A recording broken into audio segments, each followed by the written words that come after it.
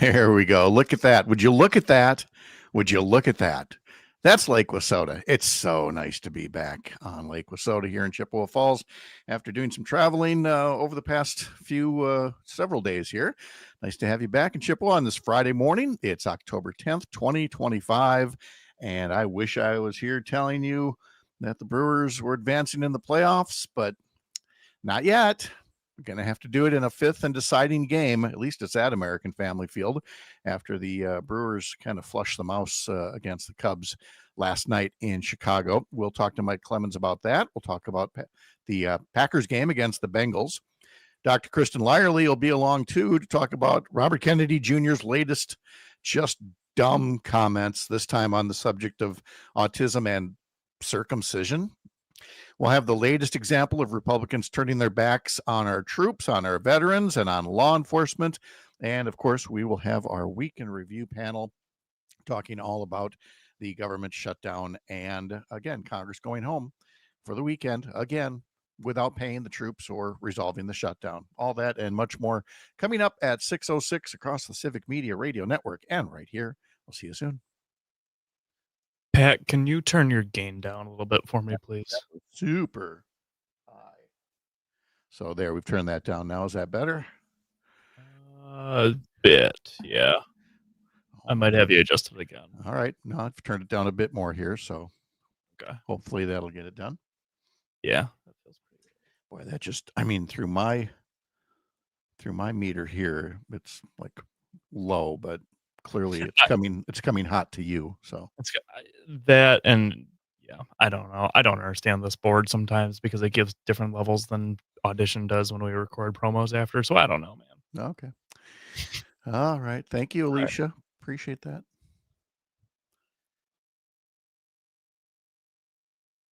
You're 40 tomorrow. Another great day with sunshine and a high in the mid to upper 60s. I'm meteorologist Sean Cable. Currently, it's 51. As veterans, we're no strangers to helping others. That's what we were taught, service before self. But we do have one question for the veterans listening. When was the last time you reached out for help? If you or someone you know needs resources, whether it's for stress, finances, employment, or mental health, don't wait. Reach out. Find more information at va.gov/reach. That's va.gov/reach. Brought to you by the United States Department of Veterans Affairs and the Ad Council. Hey everybody, Todd Allball here. If you've been to a Wisconsin sports event, especially a football game, you've heard his voice. First and 10, Wisconsin. That's Badger public address announcer Mike Mankey. Join us Friday afternoon at 2:30 as we catch up with the Badger legend during UW Homecoming Week. How does he come up with those iconic calls? Ron Dane! And what are his best Badger moments? Join us for a conversation with Mike Mankey Friday at 2:30 on the Todd Allball Show. Todd Allball. Hey. Todd Allball, he's everywhere. He's inevitable, they say.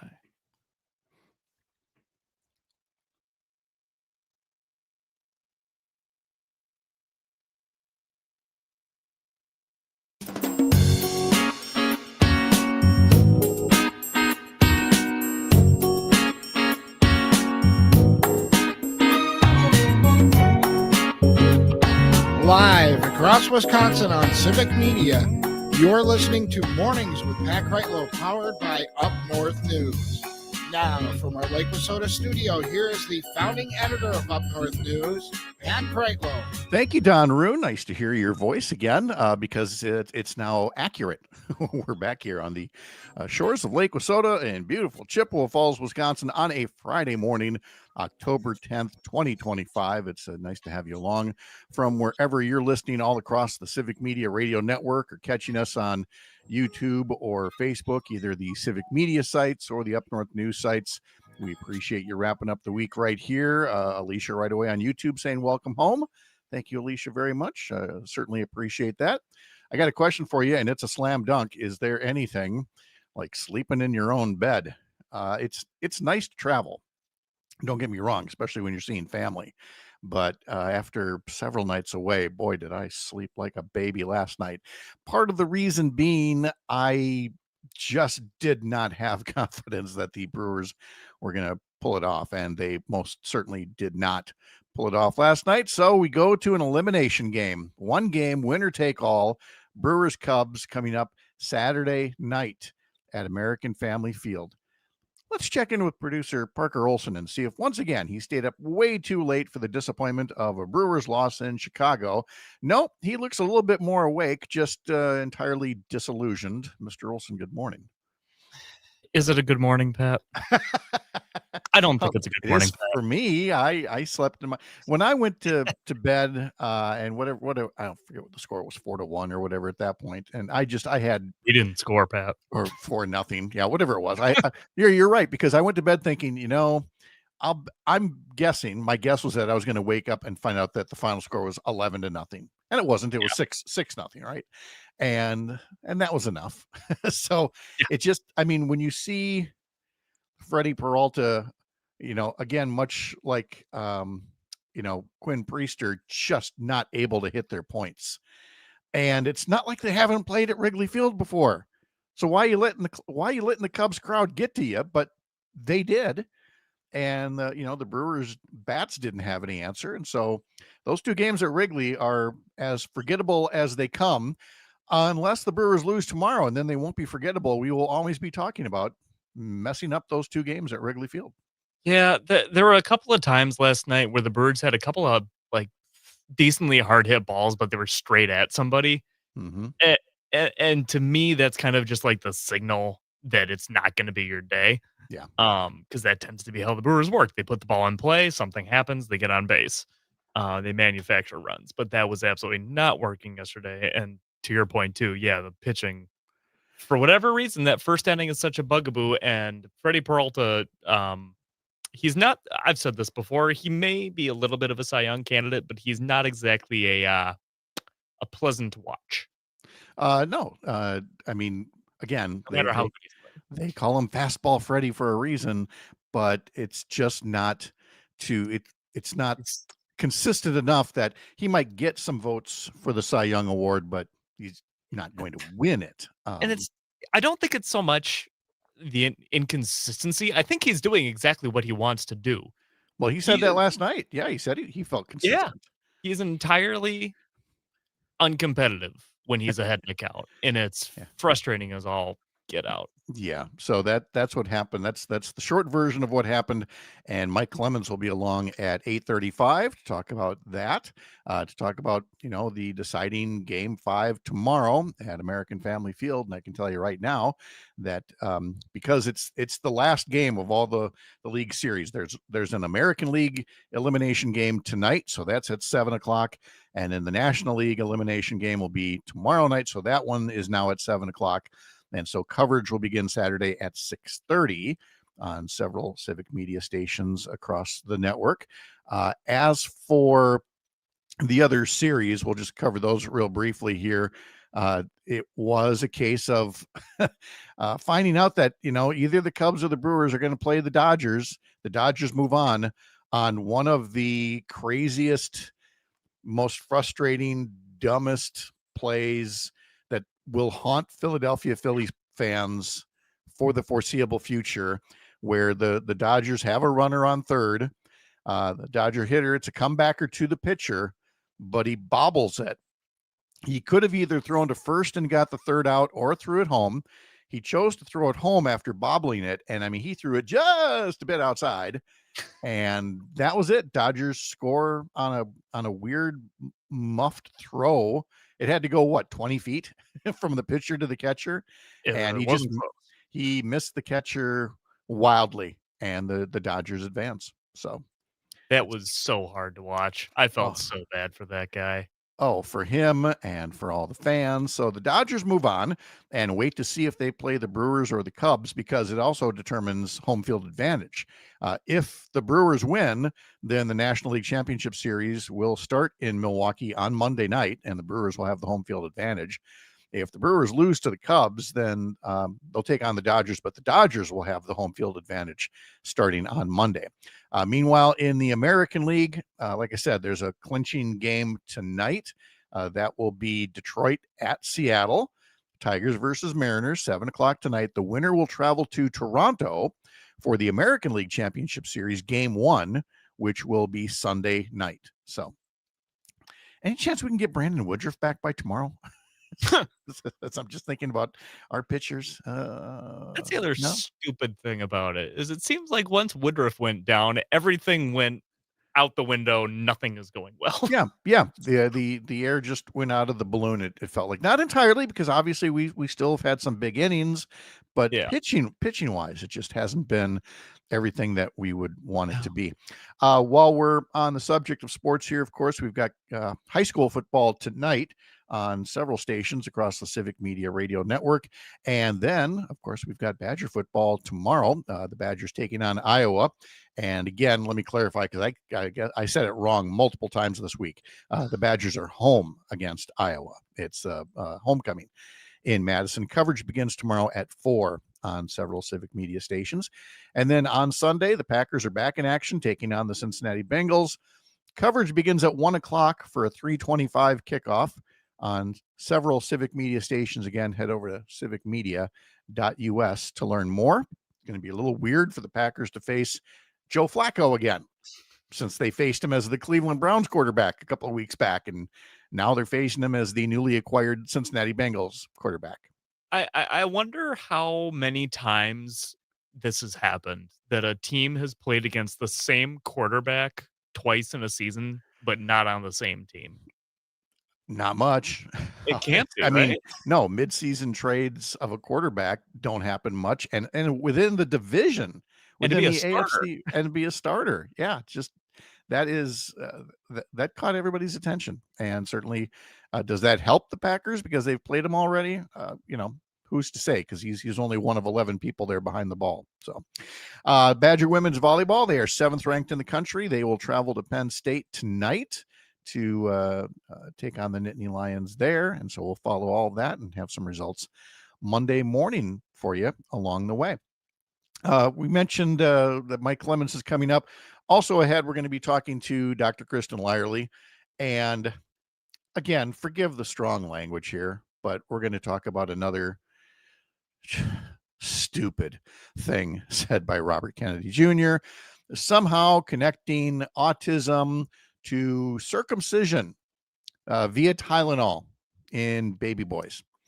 And there is a meme in like the movie Airplane where first one person puts their face on their head, and then other people do, and then like the entire theater audience puts their hand on their head. And that's how I felt.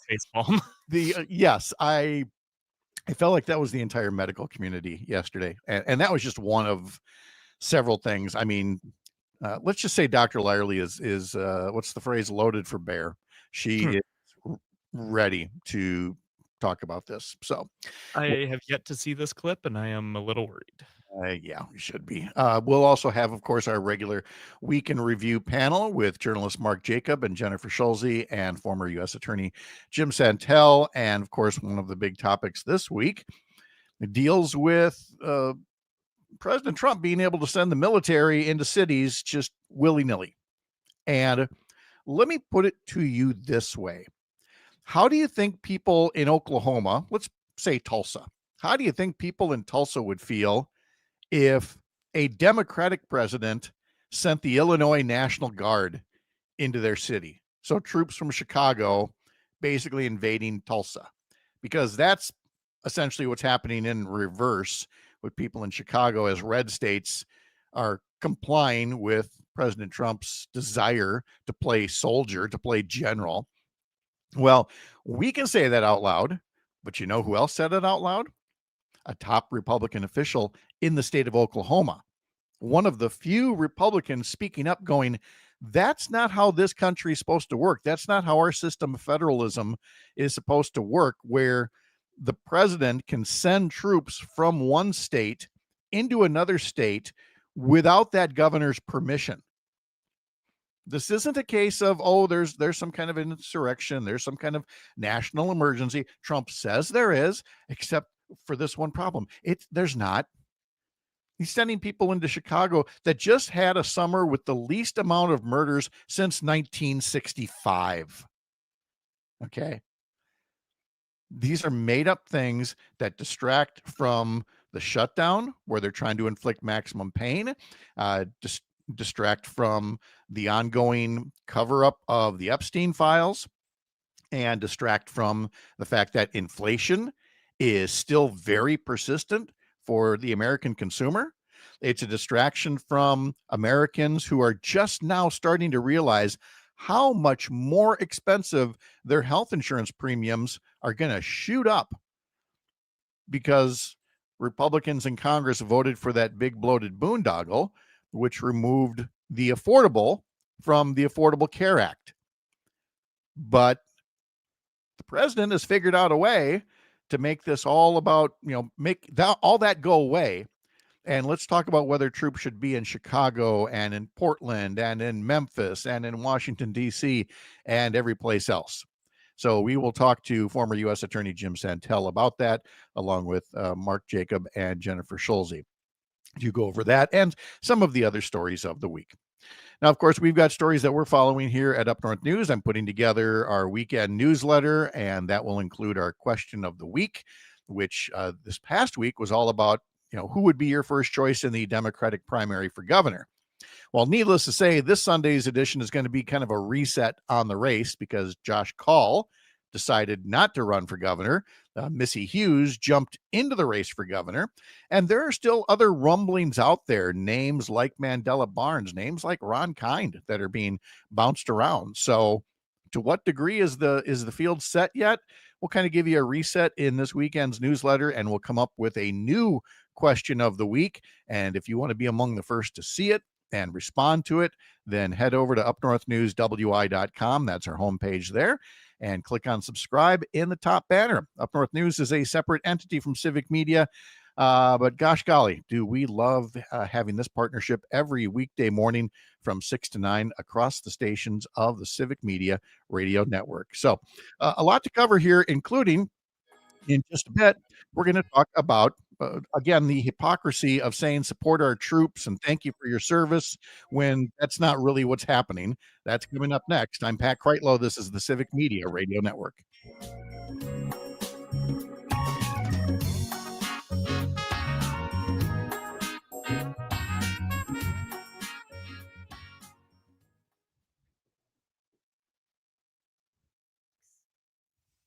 Hearing loss is frustrating. If you're not sure what others are saying in conversations because of loud background noise, why not call Madison Hearing Aid Center? 608-249-4077 is their number. They offer fast and flexible appointments. Talk to Jim or Sarah. They're helping people change their lives with better hearing. Get a free hearing test online at MadisonHearingAidCenter.com. That's MadisonHearingAidCenter.com, 4706 Cottage Grove Road in Madison. Tell them John and Gordy sent you. What is a commercial? It's a message delivered to the people, in this instance through your radio speakers into your ears. Why, it's like a movie for your brain. This radio commercial is directed to the business community. If you want to reach more customers, you should be using WMDX Radio. It's that simple. Just email sales@WMDXradio.com and let our crack sales team show you how to make your business grow with the #1 medium known to humankind, the radio commercial on WMDX. Long may you wave. My perfect day has sand, salt water, and friends. But my moderate to severe plaque psoriasis can take me out of the moment. Now I'm all in with clearer skin thanks to Skyrizi. Risankizumab Riza, a prescription-only 150 milligram injection for adults who are candidates for systemic or phototherapy. With Skyrizi, most people saw 90% clearer skin, and many were even 100% plaque-free at 4 months. Skyrizi is just 4 doses a year after 2 starter doses. Don't use if allergic to Skyrizi. Serious allergic reactions, increased infections, or lower ability to fight them may occur. Before treatment, get checked for infections and tuberculosis. Tell your doctor about any flu-like symptoms or vaccines. Thanks to Skyrizi, there's nothing on my skin, and that means everything. Ask your doctor about Skyrizi, the #1 dermatologist-prescribed biologic in psoriasis. Visit skyrizi.com or call 1-866-SKYRIZI.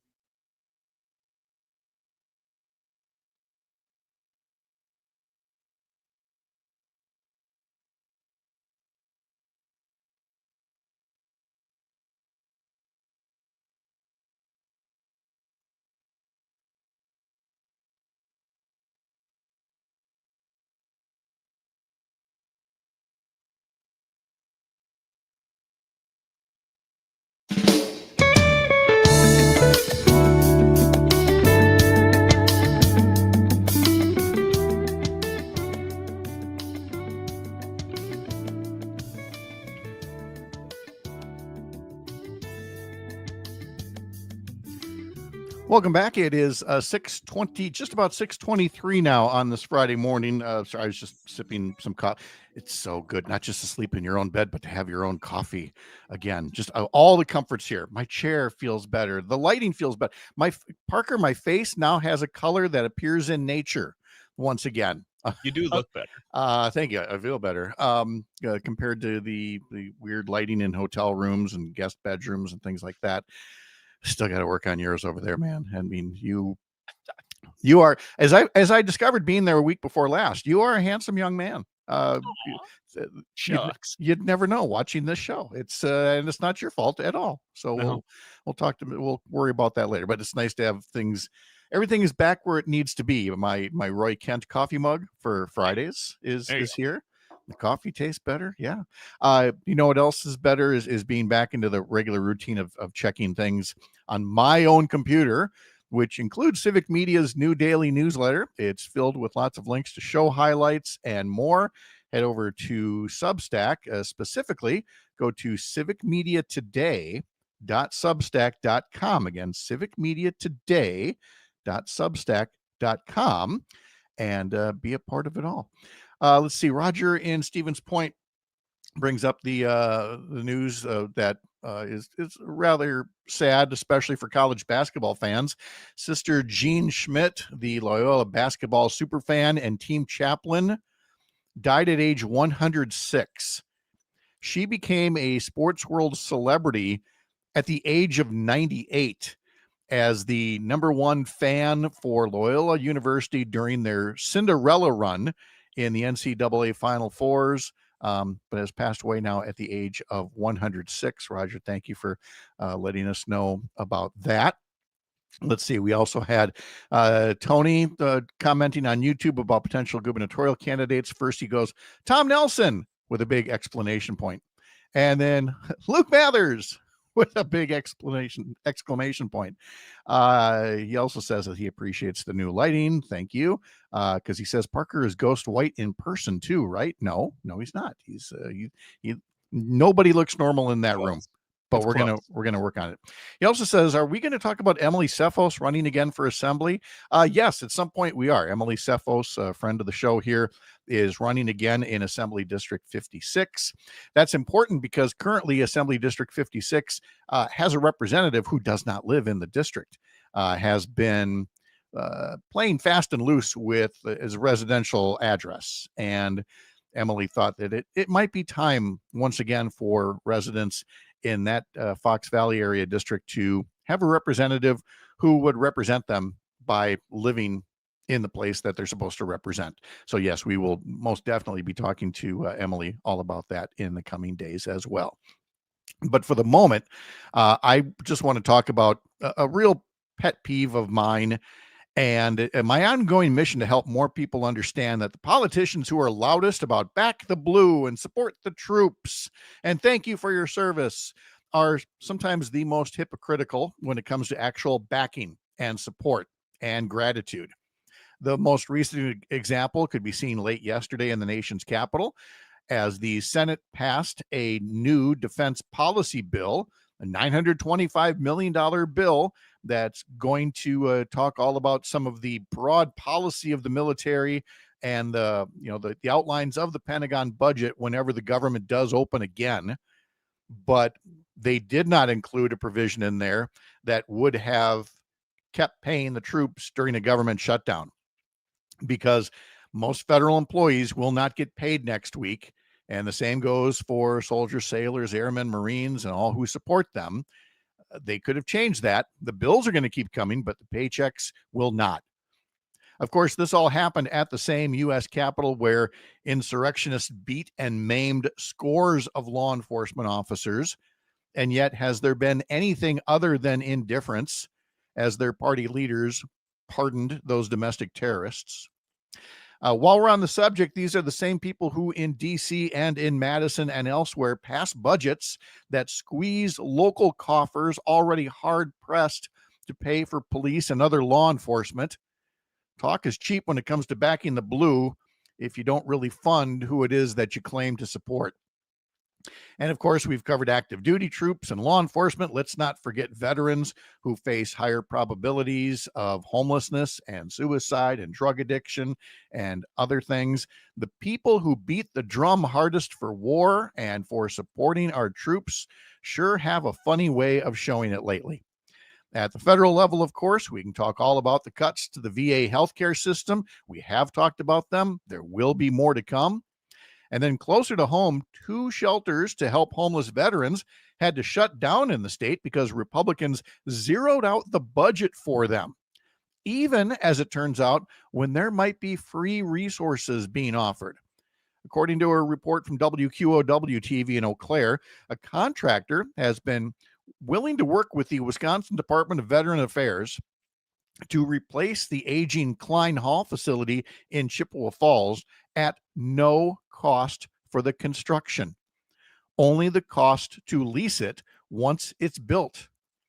A Department of Veterans Affairs spokesperson, or an official rather, confirmed that they were working with the company on the offer, but the funding needed to enter the contract didn't go through because Republican leadership isn't exactly rushing to embrace what now turns out to be free help for veterans. Again, we've talked several times about this being the legislature's fall session, but it has been plodding along, even as these facilities for homeless veterans had to stop operations and shut down. But again, we're seeing where their real priorities are when it comes to our veterans, to our military, and to law enforcement. And I just want people to keep that in mind whenever you hear the pithy sayings like back the blue and support our troops. Talk is cheap. Coming up next, today's history lesson. How about this for a rundown? David Lee Roth, Neil Diamond, Greg Bach, and former Vice President Spiro Agnew. That's all ahead. I'm Pat Kreitlow. You're up north.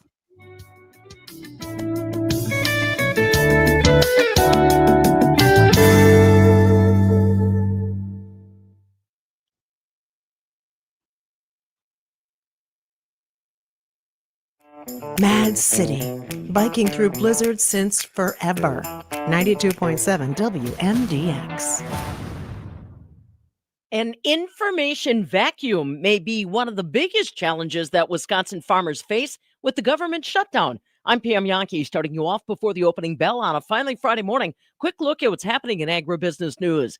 Jenny Wackershauser, who is a dairy analyst with Everag out of Platteville, says without the necessary data from USDA, markets are left wondering what's going on, what's being sold, what volumes are we producing. And she said dairy producers need that data for some of the insurance products that they're going to be leaning on. We start to get a lack of information. That includes our monthly milk production report, which will be here in about a week here for dairy producers. So not only does that give us a look at what did September do as far as milk production, number of cows in the herd, it also is a trigger for producers who utilize the Dairy Revenue Protection Program through the crop insurance. Part of that program is we need to have that milk production data to do the final report.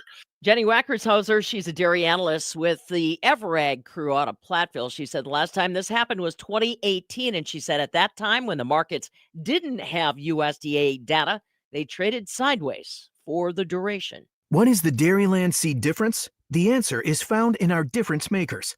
Our seeds are developed and delivered for unrivaled performance in and only in the upper Midwest.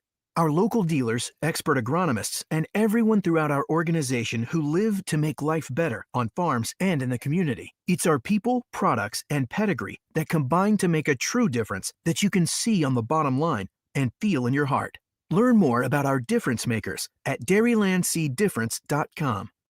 Unique farming operations need unique financial solutions. Ag Country Farm Credit Services offers customized financing that fits any size farm, ranch, or agribusiness. The next time you're in the market for more land, equipment, facilities, or maybe even an operating loan, contact the team at Ag Country. They know agriculture and will work for you. Ag Country. Focused on ag, focused on you. Ag Country is an equal opportunity lender.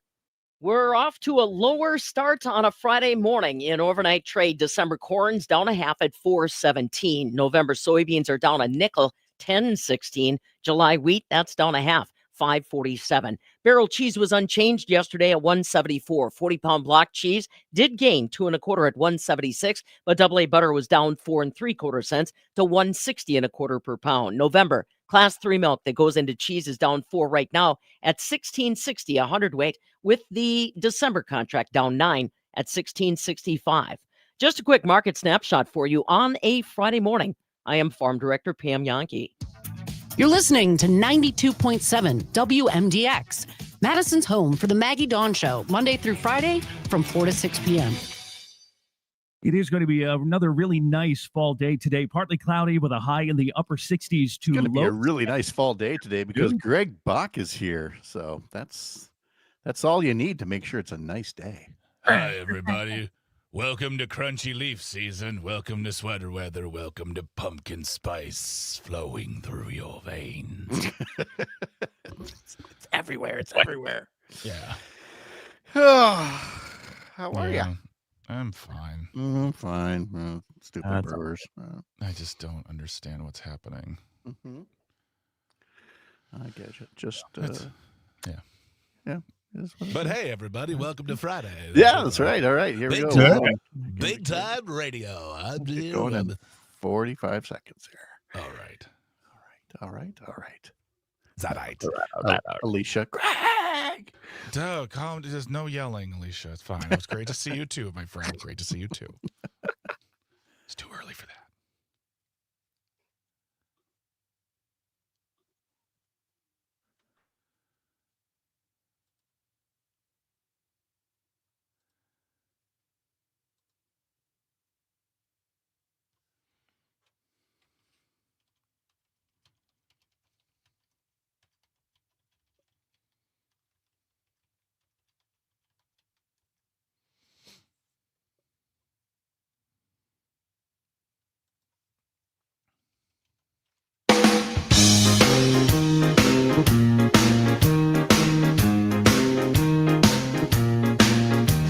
I'm just a gigolo, and everywhere I go, people know the part I'm playing. Starting today's history lesson with little David Lee Roth for his 71st birthday, born this day in 1954 in Bloomington, Indiana. Just a gigolo, which it was decades later that I learned that was actually not some kind of an original song. I thought it was just some funny thing he put together. It's like an old timey song. It goes like way back. Very few people know that, but Greg Bach did, and Greg Bach joins us as always on Fridays for our history lesson. Mr. Bach, good morning. Good morning to everyone. Good morning to you, Pat. Good morning to Parker. Good every day. I'm sorry. I'm very tired. Very tired. You know what you need? You need more pumpkin spice. I need more pumpkin spice. Just get it flowing. I'm just a Gregolo everywhere I go. Ooh, very nice. Thank you very much. That song's from like 1930 or something. Like it's from the late 20s or early 30s. I know that a year or two back we it was Louis Prima. That's right. Yes. 1929. Yeah. Is when it first came out, and again it was much more not romantic but almost serious, and David Lee Roth of course turned it into something fun and goofy. I'm just a gigolo, man. Yep. Everywhere I go. Mm-hmm. Yeah, that's funny. I wrote this, guys. I really wrote this really deep within self-reflective tune, man. Music is weird. Okay, hi, good morning. Hey, no, nice to have you here. And David Lee Roth, of course, who when he left Van Halen, managed to have I shouldn't say managed to have, but did have a good solo career, and Van Halen went on just fine with Sammy Hagar after that. So two things about that. First of all, I did not know until this moment that he was from Bloomington, Indiana. He had to be the most annoying kid in Bloomington, Indiana. I don't know. What town did David Letterman grow up in? I mean, that makes sense, though, in Indiana. Like, he's got more of an Indiana Midwest vibe of, like, the dry, sarcastic way, whereas you just see a little David Lee Roth doing cartwheels down the main street. Like, he's got to get out of here. He's got to leave. He's never going to farm. He's weird. And also, I just also like the idea, like, hey, I'm in the biggest rock band in the world. You know what I should do? Go out on my own because that will go real well. Yeah. It gets you a hit or two, but that's truly about it. So yeah. All right. Well, Hey, anyway. Mikey, come on. Yep, exactly. A couple of other birthdays, both of them involving presidential aspirations. There's Bradley Whitford from the West Wing and Wisconsin's own, who is 66 years old today. And then California Governor Gavin Newsom is 58 years old today. So could you see a day, maybe, the next presidential campaign, it's the Gavin Newsom Bradley Whitford ticket? That would get some votes. Oh, God. No, thank you.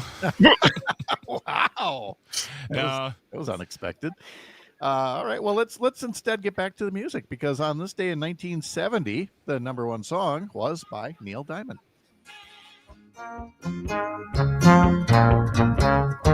Neil Diamond impression these days.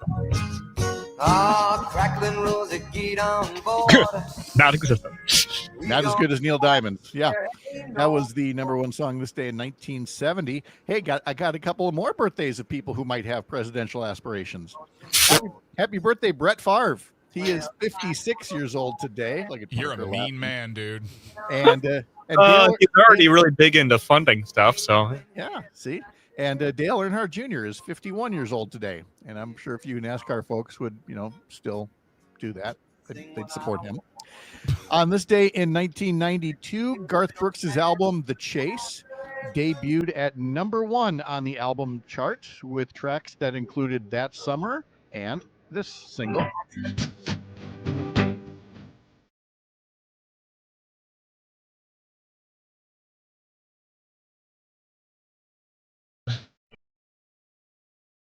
When the whole Bud Light debacle happened, was that like 1,000 years ago, or was it like 6 months ago? I don't remember now. Somewhere in between, yeah. But the Bud Light thing happened, and Kid Rock decided to beat up some beer with a gun, and then he said, "I'm not serving Bud Light in my bar anymore," and people were like, "Yeah!" And then Garth Brooks was opening up his Nashville bar, and they're like, "Are you going to do that?" He goes, "Yes. If people want to drink Bud Light, I'll serve." Like, he just was like, "This is dumb. Why am I talking about this right now?" Yes, which is completely in keeping with who he is. Yeah. And why, at that point, a lot of the Bud Light thing, people went like, yeah, okay, yeah, people should be able to drink what they want to drink. Yeah. Who are we to dictate your beer? So, yeah, it's Garth Brooks's, but it is Friday, isn't it, after a day of travel? Garth Brooks's album, The Chase, debuted at number one this day in 1992.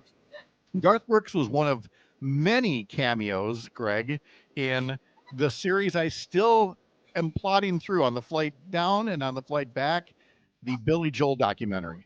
Oh my gosh. And Garth Brooks has some just incredible comments about Billy Joel, and I really wanted to finish it yesterday, but I couldn't get it done before the Brewers game started.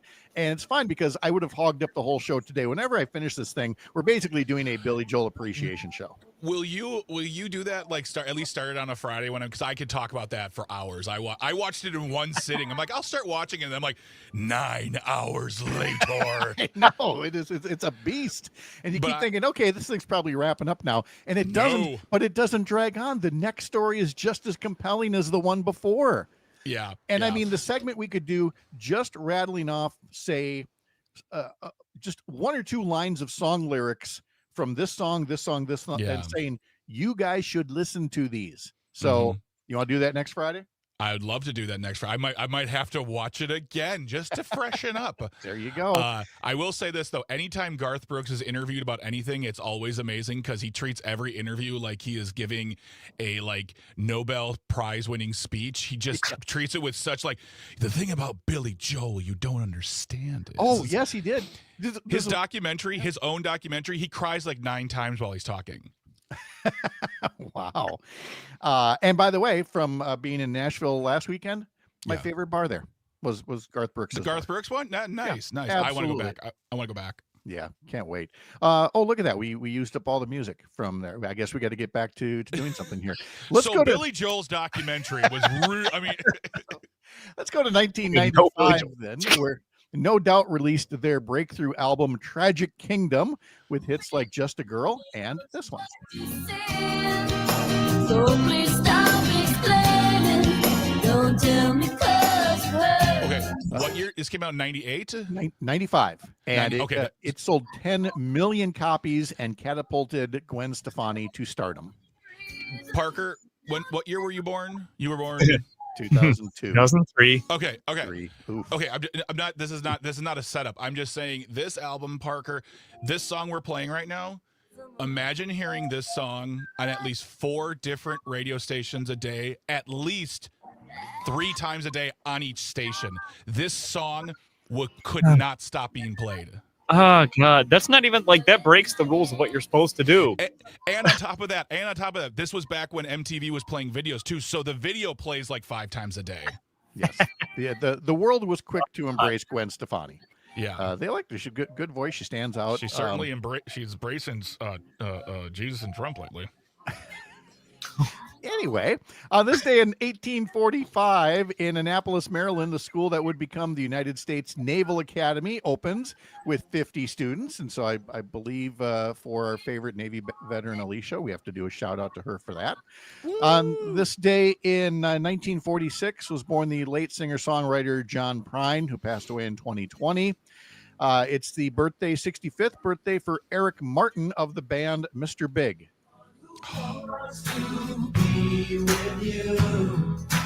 Deep inside, I hope you feel it too. Were they a one-hit wonder? Did they have? Yeah, they were. Okay. But I will say this song slaps.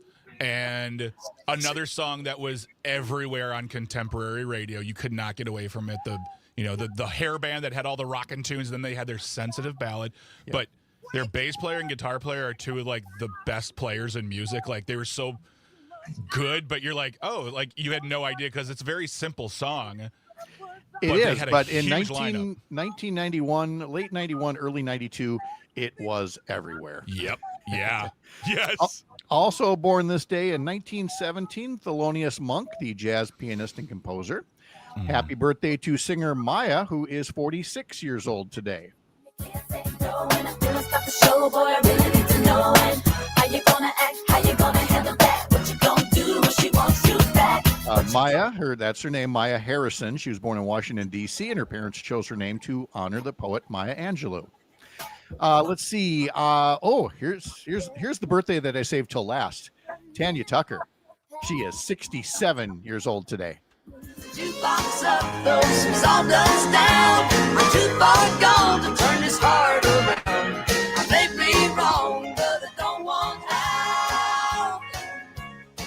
Well, If ever a biopic needs to be made, it's about Tanya Tucker's life. It's got to be her. She was like officially the first bad girl of country music, right? I mean, it started with her. I would say documented, where it was out in the world, where people were like, oh, wow, this is like, I'm sure there were a lot of females out there in country music who could live it up with the boys, but she made the headlines. Yes. Yeah. This was no little Tammy Wynette stand by your man thing. No. She was more like throw him out of the window and keep his stuff. That's exactly it. Oh, let's see. Now I promised a little Spiro Agnew here because they're rock on. In today's history lesson, 2 mentions. First off, in 1970, when Spiro Agnew was the vice president. Imagine this happening today. This could not happen today. But in 1970, the head of the FCC dressed down the vice president of the United States after Spiro Agnew complained that radio stations were playing too many songs about drugs. And the statement from the FCC chair said, if we really want to do something about drugs, let's do something about life.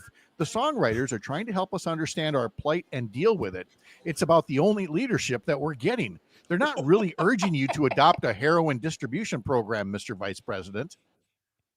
I mean, could somebody have the spinal fortitude to say something like that today, please? First of all, I just want to like, Pat, you know this as well as I do. Mm-hmm. Bands back then were not exactly writing about the plight of drug use. Some of them were writing about the awesomeness of drug use that they were finding. So, but yeah, I mean, that's an amazing, and it's so perfectly like, dear Vice President, I'm here to tell you that this is Oh, I think about this, Pat, every day now. I think about someone in one of these departments just going, no, and then going back to work. Yeah, I would love to see that. Yeah. Or just go up to the bank of microphones and go, no, make me, you know. Yeah, exactly. It's just that, please. But that was 1970. 3 years later on this date, Vice President Spiro Agnew resigned after being charged with federal income tax evasion. As part of a local corruption investigation in Baltimore County involving public officials, architects, and contractors, it was learned Agnew was not only getting kickbacks as Maryland's governor, the payments continued even after he became vice president, including a $10,000 cash payment made at the White House. Are you listening, Tom Homan, Was it current in a voter bag? czar, who got $50,000 in a bag? Agnew would go on to have an extremely blemished business career in political consulting, largely based on his hatred of Israel. He died in 1996 at the age of 77. Yeah, history not being kind to Spiro Agnew, and rightly so. I think Spiro Agnew wasn't kind to himself. No, not at all. Thank you, Greg, for helping us out with today's history lesson. We still have our week in review panel coming up as well, and Dr. Kristen Lyerly and Mike Clemens in our 8 o'clock hour. I'm Pat Kreitlow. This is the Civic Media Radio Network.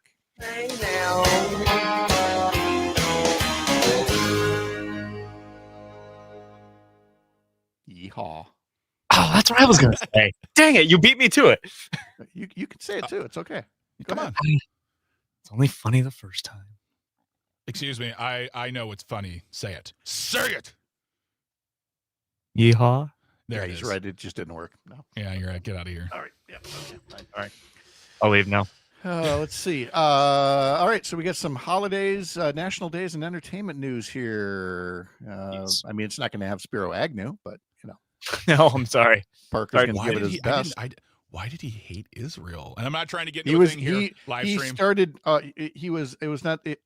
It was anti-Semitism, but Israel was the convenient, punching bag for it. But yeah, all about the Zionist takeover and blah blah blah. I mean, if you really think about how the Republican Party has grown, they've somehow managed to,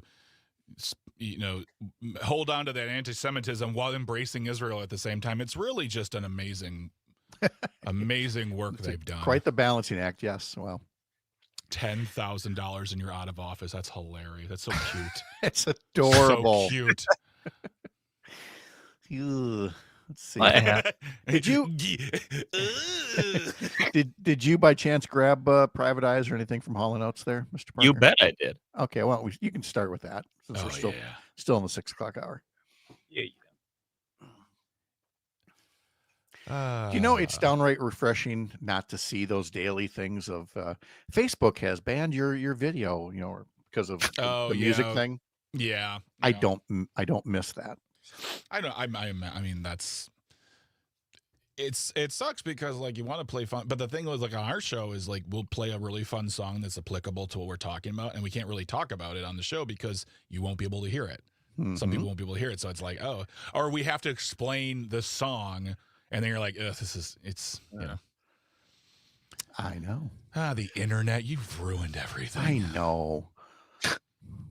Boo.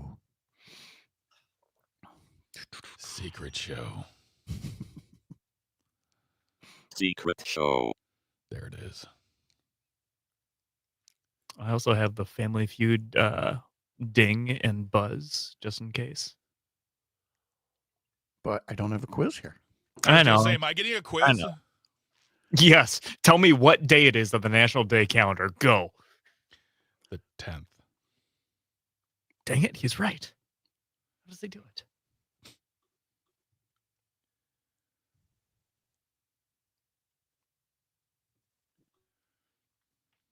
$30 seconds.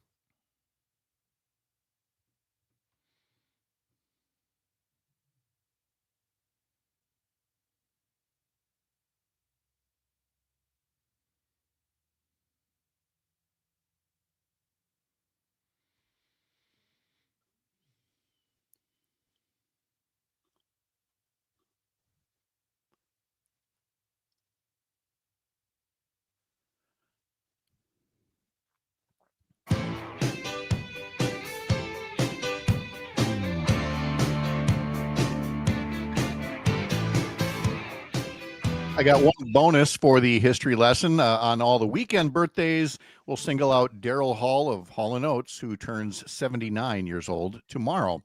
It is a Friday. It's October 10th. Greg Bach continues with us here for a few minutes more. We covered today's history lesson, but we haven't gotten to the National Day calendar yet and any other news that Messrs. Olson and Bach would like to share with us on this lovely Friday morning. So let's start with what's on the calendar for today, Parker. It is National Inclusion Day. Thanks for inviting me, guys. Yeah, exactly. You should always feel included in all that we do here, as long as it's between 6:30 and 7 o'clock on Friday mornings. Woke. Next. Woke libs. I got you. Comedy. What else we got? We've also got Cake Decorating Day as well as Angel Food Cake Day. Which are two very different things. There's nobody I know that decorates angel food cake. It just is what it is. You put some strawberries over it. You call it good. Cake decorating, that's a whole different thing right there. That's like a sport, basically. It's gotten to the point now where, and we watched a few episodes of this because one of my grandsons loves Is It Cake? Have you seen this?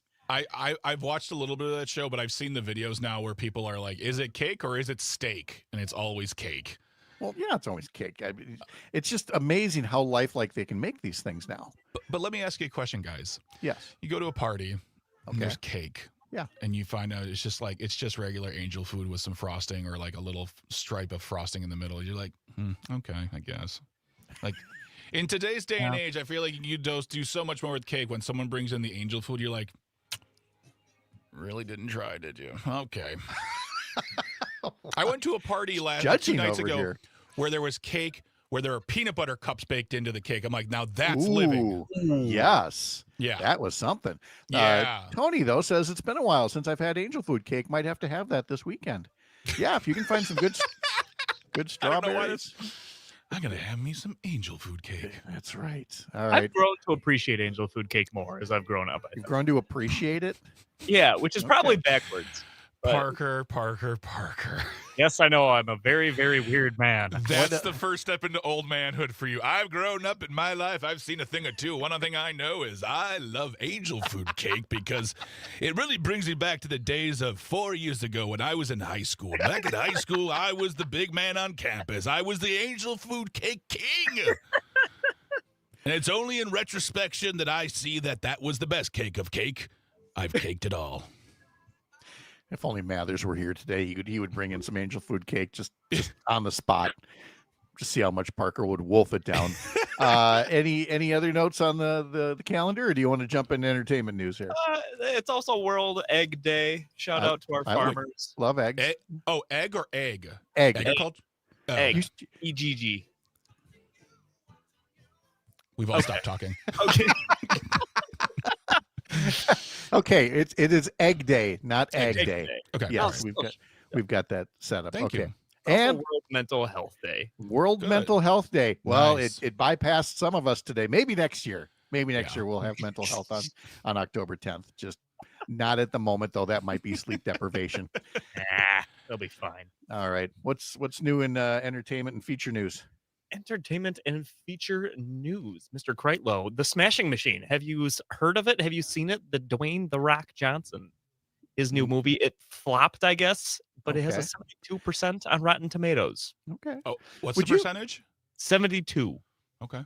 Okay. Is that good or is that I have bad? no idea. It's decent. I mean, it's not something they would put on the poster. Usually they put it like certified fresh, where it's like 95 or above. But this is Dwayne "The Rock" Johnson's first foray in a long time into a more dramatic type of stuff.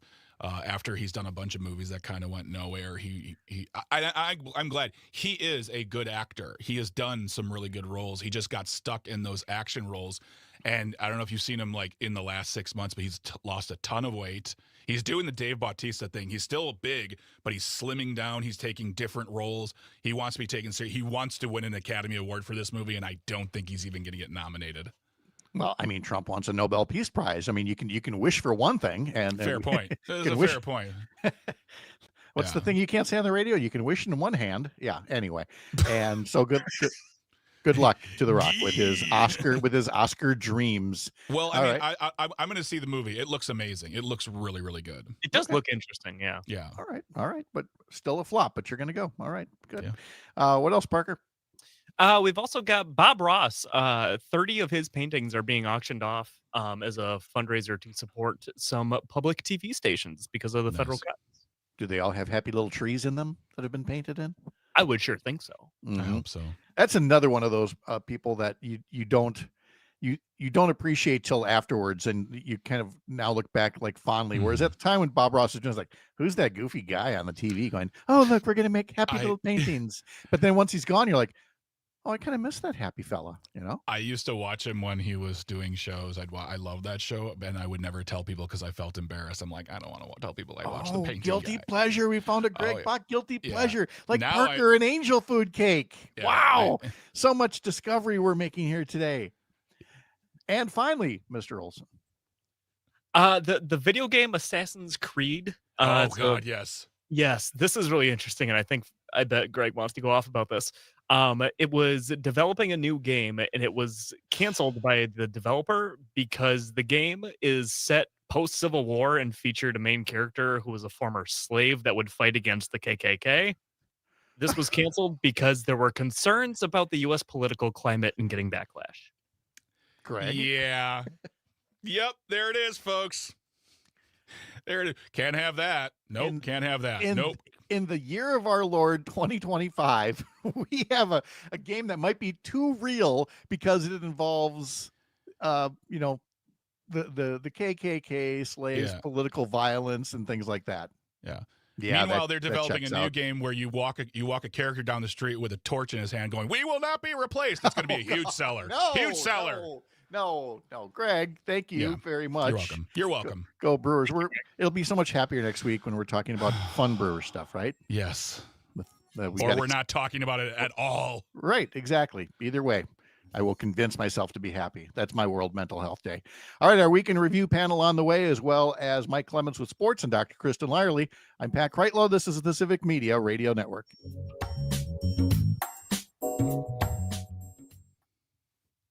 All right. That's what she wrote here. What else we got? You have your Tony, I want that game. Assassin's Creed is a fantastic franchise. All right. I think it speaks highly to all. I mean, yeah. What a better what a I would say an apt commentary on America. The video game, the subject matter canceled. Of course it was, because we can't have nice things anymore. Those snowflakes out there. Yeah. What was I going to say to you really quick? Oh, can you just let when you check in with your panel this week, the Chicago people, just see if their Chicago sports writers are doing okay, because they were melting down a little bit. Yeah, I know. I saw you say that. Yes, I will check in on them. You were going off on Twitter about that. That was fun. Yep. Oh my God, they were just. I mean, they're the biggest bunch of babies. Mm-hmm. Babies. Well, all right, Chicago. gentlemen. Checks out. Have a great weekend. Have a wonderful weekend, guys. Take care of yourselves. I'll see you next Friday. Bye. See you, Greg. Have a good weekend. You too. Wisconsin. Students, government, lakes, and 92.7 WMDX.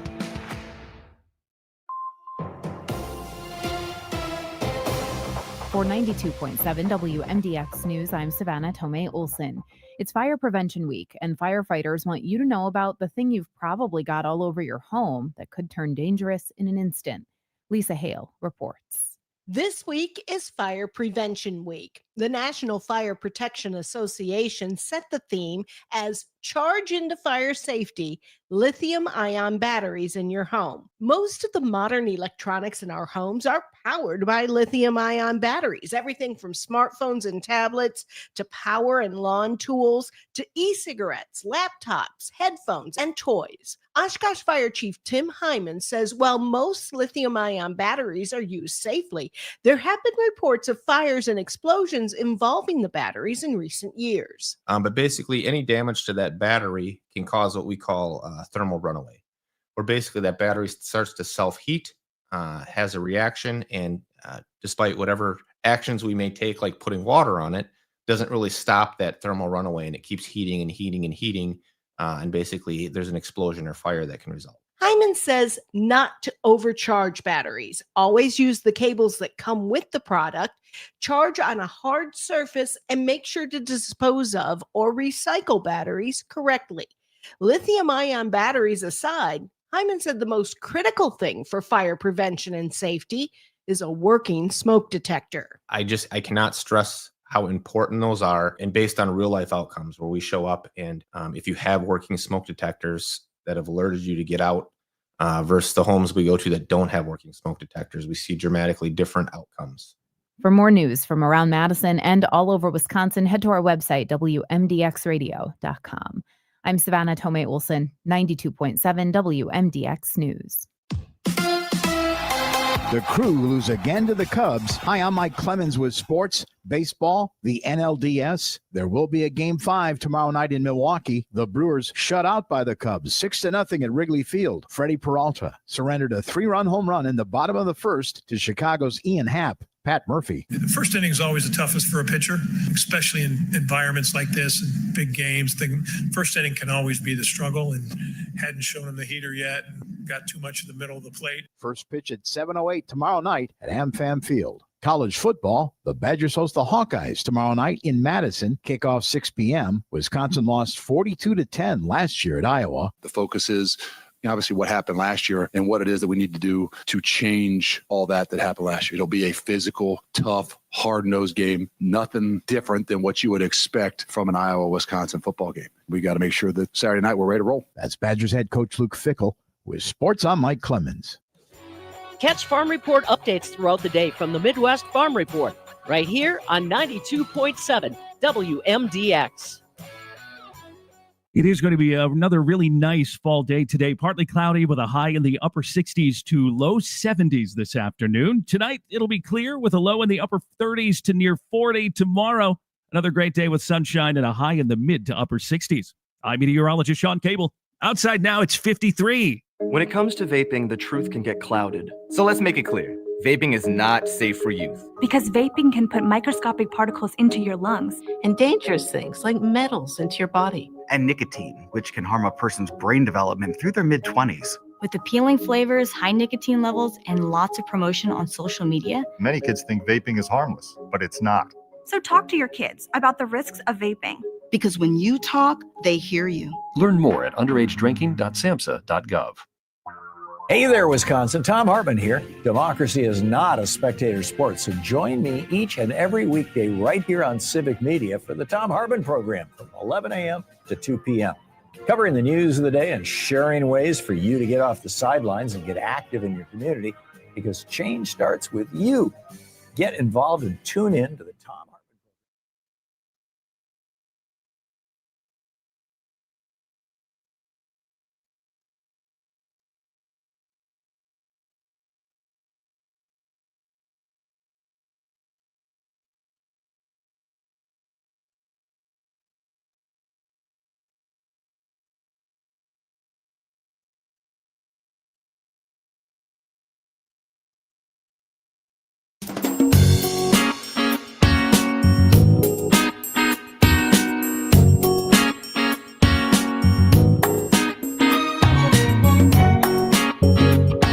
Live across Wisconsin on Civic Media, you're listening to Mornings with Pat Kreitlow, powered by Up North News. Now, from our Lake Wissota studio, here is the founding editor of Up North News, Pat Kreitlow. There we go. The dulcet tones of Don Rue welcoming us back to the Lake Wissota studio here in Chippewa Falls. Nice to be home after a week of travels on this Friday morning, October 10th, 2025. Nice to have you along back here up north from wherever you're listening all across the Civic Media Radio Network. Nice to be here back for the fall weather. It was still in the mid to upper 80s when I left here last week. Hard to believe that it was, that only that long ago. It was that warm around here, and here we are in the long sleeve shirts and the leaves starting to fall as well. And there is just nothing like fall in Wisconsin. In fact, that we did a whole special edition of our Up North News daily newsletter about that recently, which you can always check out. Head over to upnorthnewswi.com. As for today's edition, Well, you'll recall that last week I said that Ellie, our new newsletter writer, was asking people to share stories and photos of their favorite small business in their hometown. And so a few that she singled out here include Rosalie's Book Boutique in Beaver Dam. There's Geiger Awards and Apparel in Waukesha, Makers Market Square in Mount Horeb, and the Hub in West Bend. And in every case, a reader has put some really nice comments about what makes them their favorite little hometown shop. And Ellie is now asking for next Friday, share your favorite local pizza place. I know we've talked about that on the show here. It's been a while, but we did, give us your best non-chain local pizza joint. And we got tremendous response at the time. So I would definitely urge you to do the same thing for Ellie. She's going to be joining all the other newsletter readers in collecting comments. But you know what? If you want to put in your 2 cents, you got a couple of different ways to do that. Either jump in the comment sections on social media. You can watch us do the show on the Up North News Facebook and YouTube pages and the Civic Media Facebook and YouTube pages. Or if you're like, Pat, I just want to send you an old-fashioned email. And whoever thought we'd call email old-fashioned? It was new once upon a time. Anyway, you can just send us that. Email us at radio@upnorthnewswi.com. Again, radio@upnorthnewswi.com, and send us an email all about your favorite local pizza place and why. What is it that makes it so good? The crust, the sauce, the toppings, the creative use of the menu, whatever it might be. We'd love to hear what makes it uniquely yours. I guess I've delayed long enough, he says to Parker Olson, producer down in Madison Studio A2, and trying to avoid talking about the Brewers losing to the Cubs last night, getting absolutely shellacked by the Cubs last night and forcing a deciding game 5. So the Cubs have survived 2 elimination games. Well, now it's an elimination game for both teams, both the Brewers and the Cubs facing elimination tomorrow night at American Family Field, pregame at 6:30, and then the first pitch itself about 7:00, according to MLB.com here. Last night I tweeted this, and I would have to check the timestamp to remember exactly when I ducked out of this game. But for the first time, I think in my life, I stopped watching a Brewer game. I just could not handle it. I feel like you're young enough. There should be. Do your parents have a baby book? Where they put like all your little milestones, like first steps and lost your first tooth, first rage quit of Brewer game, first rage quitting of a Brewers game. That's it. I'm out of here. It was everything was awful. Well, you know what? Tony is taking the glass half full version, saying, I think the Brewers were just wanting to boost the Milwaukee economy with an elimination game at home. Sure. All right, go with that. That's fine. All I ask of Brewers fans, and they did a fine job in games 1 and 2. All I'm saying is game 5, you better not have a voice when it's all over, because there will be plenty of Cub fans up there, and they're going to try so hard to make it feel like Wrigley Field North. And sometimes during the regular season, they get away with it. And so that's my only request. If you are fortunate enough to go see the Brewers Cubs game tomorrow night as a Brewers fan, there is absolutely no resting that voice. You make it loud in there. Yes. And make the Brewers understand this is a home game, and they have a pretty good home record. Got to wake up the bats, got to get the pitchers to do this weird thing called finding the strike zone and finding it in a way that the other team can't hit the ball over the fence, which seems to have been a problem in the first innings, especially. A pretty big thorn in their side. Yeah. We haven't talked about this at all, which I think is right. It's not like it has not been so abhorrent that we've had to talk about it, but the umpiring in this series has been questionable. Yes, it has been. I'm not, it's not to the point that, like you said, it's not the first thing that we bring up, but yes, there have definitely been times where, once again, I have said, bring on the robots. Yeah. I am so ready for that.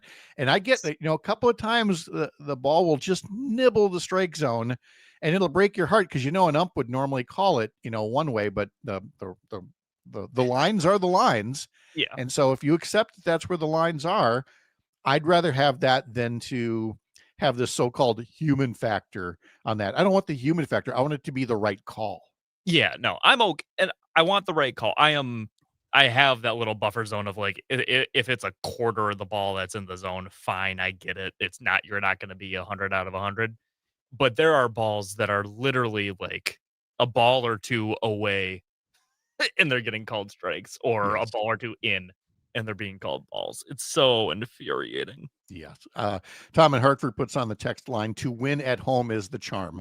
And yes, it would be, because if you can win at home, it reinforces why you worked so hard to have the best record in baseball this year and to have home field advantage throughout the playoffs, because we now know the winner of tomorrow night's game will go on to face the Dodgers. The Dodgers eliminated the Phillies last night in one of the dumbest, goofiest ways imaginable. If you haven't seen it yet, look up the highlight for how the Dodgers Phillies game came to an end on a throwing error. A simple little comeback to the pitcher who threw it home to get the runner, threw it wildly off the mark. This little toss that should have been easy enough to make, even for old goofballs like me with no shoulder. And you got a case of the yips, and that was it. Philly was out, and the Dodgers are in. It was also just the wrong decision. I think I read that it's the first time that a series has been won on a error.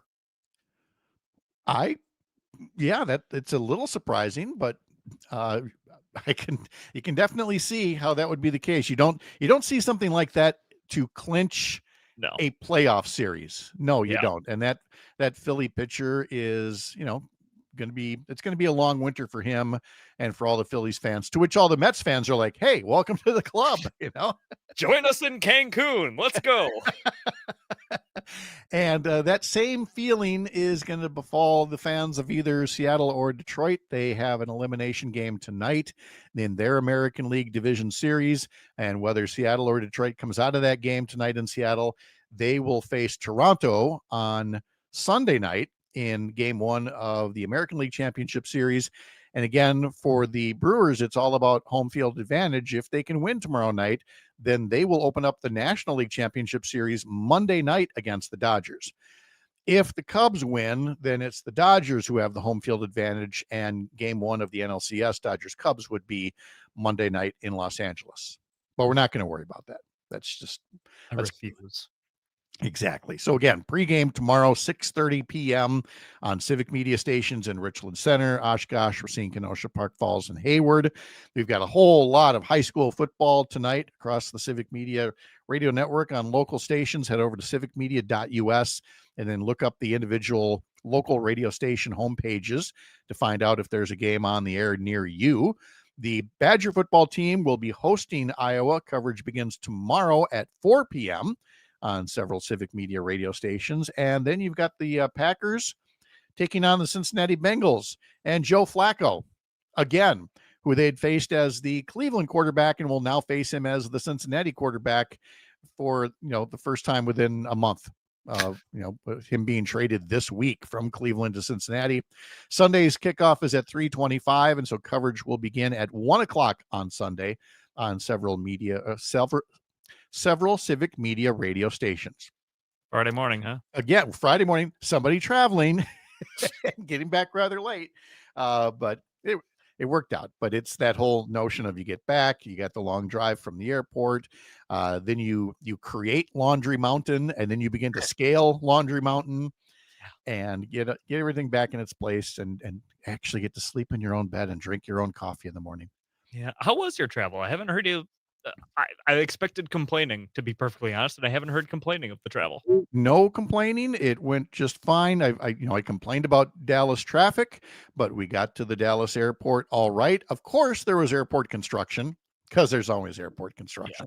But we got in there fine. But because of the construction, we went to go eat in one of the restaurants, and we thought we'd be at like a table or a booth, and they shimmied us down this very narrow little hallway and put us at a counter. So we're sitting elbow to elbow at this counter looking out over the concourse. Okay. And so it was little confined quarters, but again, travel days for us are fun. We like to be able to go places and see people. And in my case, it was like I was saying before, my chance to finally watch the Billy Joel documentary on the HBO Max app. And I did not, I knew it was long. I didn't realize it was that long that in 2 airplane flights, I haven't been able to finish it yet. But it's so good. And even though I haven't finished it yet, I just highly recommend it to anybody who has any kind of connection to Billy Joel songs and interest in him. You don't have to be the world's biggest fan to appreciate the stories that are being told, all the cameos that are in there by Paul McCartney and Sting and Pink and Garth Brooks and everybody else commenting on the music. So it's really wonderful. My wife was watching Happy Gilmore 2 on her phone over at her seat, saying it too is really good. And it too has a whole bunch of cameos that are worth watching. So, so we have to catch up on each other's shows over the weekend as well. And now that the sun's coming up, I finally have to look in the backyard and see to what degree are we raking? Are we mowing? Are we just throwing up our hands and going, let the wind do what it will with it? Give it a week.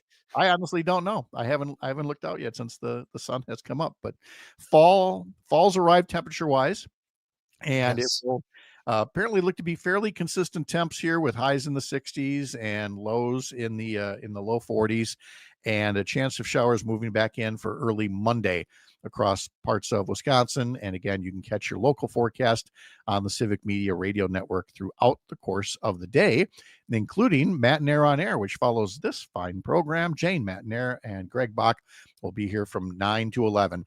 And again, my thanks for everybody who helped take part in the Go for the Green and Gold Text to Win contest, which wrapped up a week ago. And as we looked at all the numbers of people who texted in at all different times of day, we really appreciated the growth and all the people who wanted to try to win the grand prize and all of the daily prizes.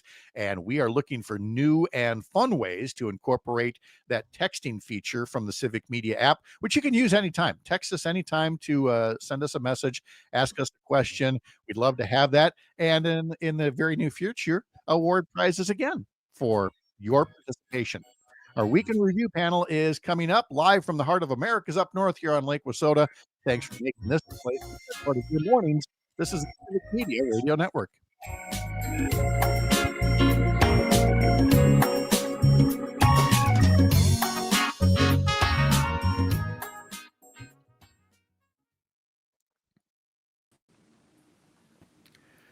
Well, good morning, crew. Good morning. Good morning. Good morning. Hey. Here we are. My original my original show title for this hour was did they do anything this week that was legal? What wasn't illegal this week? But I suppose I could do a little I could be a little more concise than that. Come here. Come here. Come and say hi. Come and say hi. Oh, This is Winston. Hey, Winston.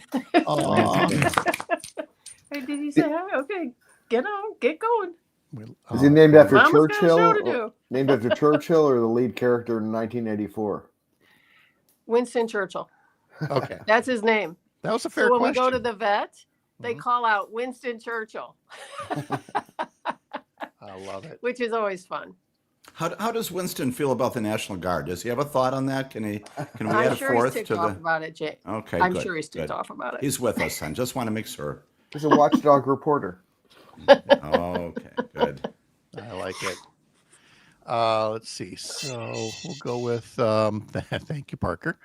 What do we got over here from Jim? We got Chicago National Guard deployments, Voting Rights Act, Letitia James indictment, and more. So okay, sounds good. And Mark, what do we got here that's new? Obviously, we can talk about Chicago, but I was gonna say the press steps up as target Trump Chicago. Okay, sounds good. And right, there's just so much. Oh, I know. It's trying to triage this is really something. So, and Nexstar and Sinclair are bad news. Okay, all right. We got stuff to start with. So yeah, we'll get going in 25 seconds here.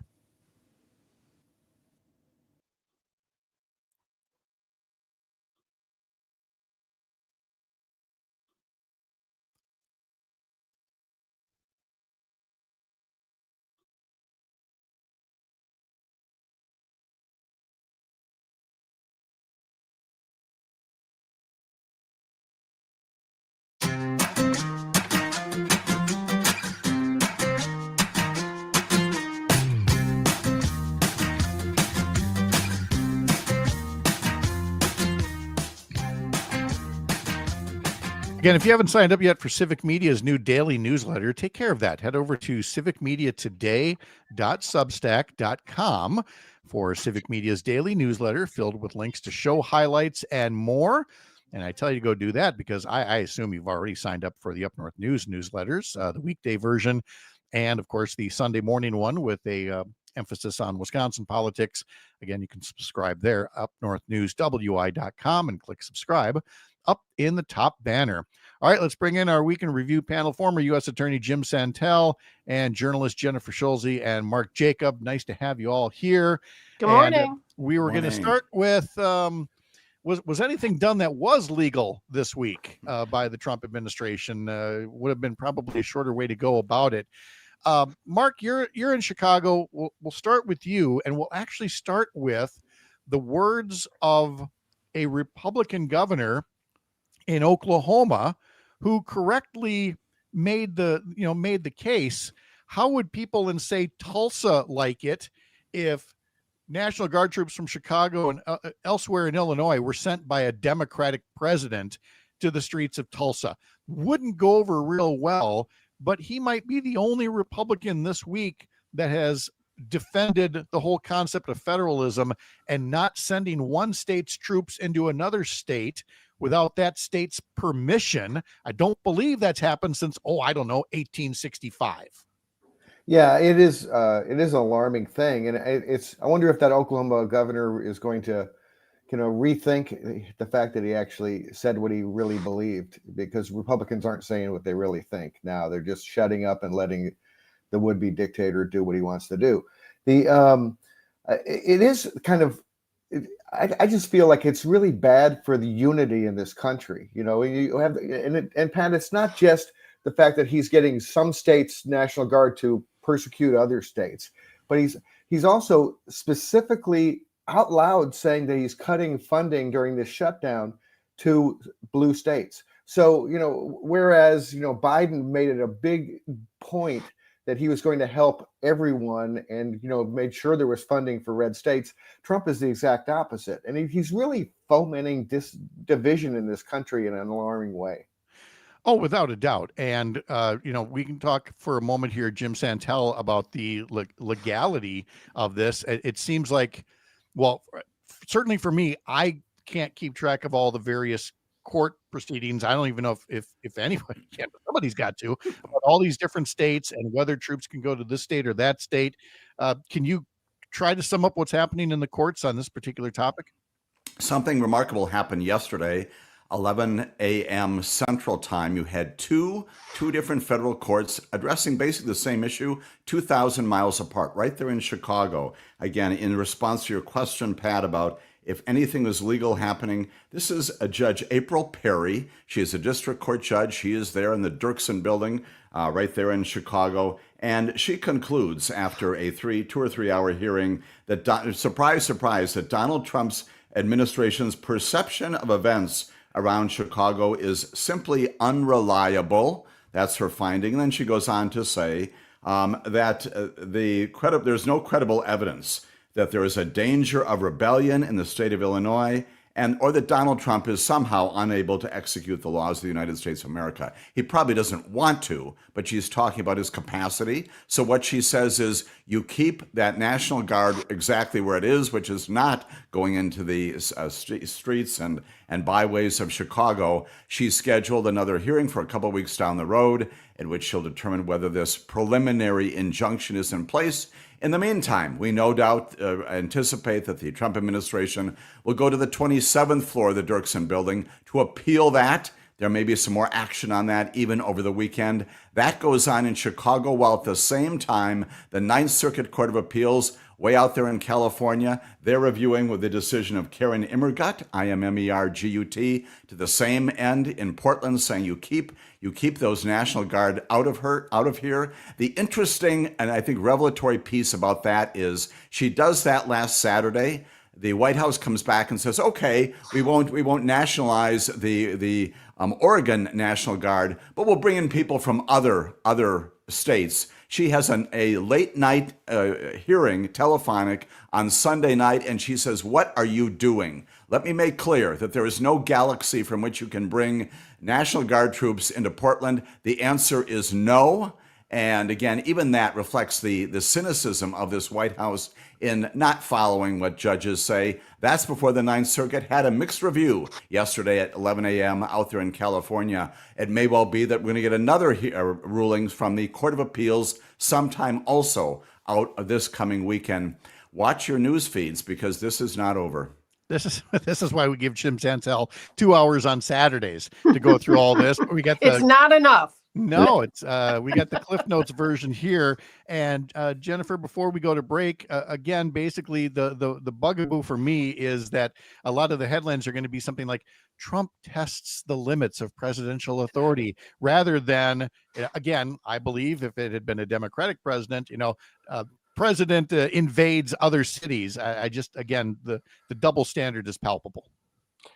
I think for pretty much every single story with Trump, that is the case. It is also the case with headlines today about the indictment of New York Attorney General Letitia James. I was just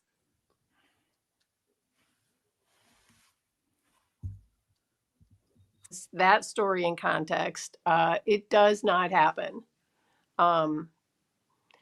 So it's really disappointing all the way around. Oh, yeah, without a doubt. So we'll get into, yes, that indictment of Letitia James, as well as we cover the week's events with Jennifer Schulze. You can catch her on Substack at News Jennifer. Mark Jacob has the Stop the Presses newsletter, stopthepresses.news. And Jim Santel has Amicus, a law review, Saturday mornings at 9 here on the stations of the Civic Media Radio Network. So we will continue the conversation of this week's events. And then at the top of the next hour, Dr. Kristen Lyerly will be along. And I'll ask her about Robert Kennedy making comments connecting autism to circumcision, because we have to talk about these things despite no reason medically to talk about these things. Back after this, I'm Pat Kreitlow. This is the Civic Media Radio Network.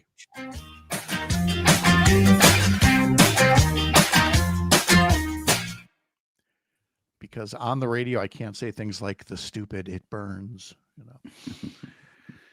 Oh, yeah. All right, let's see.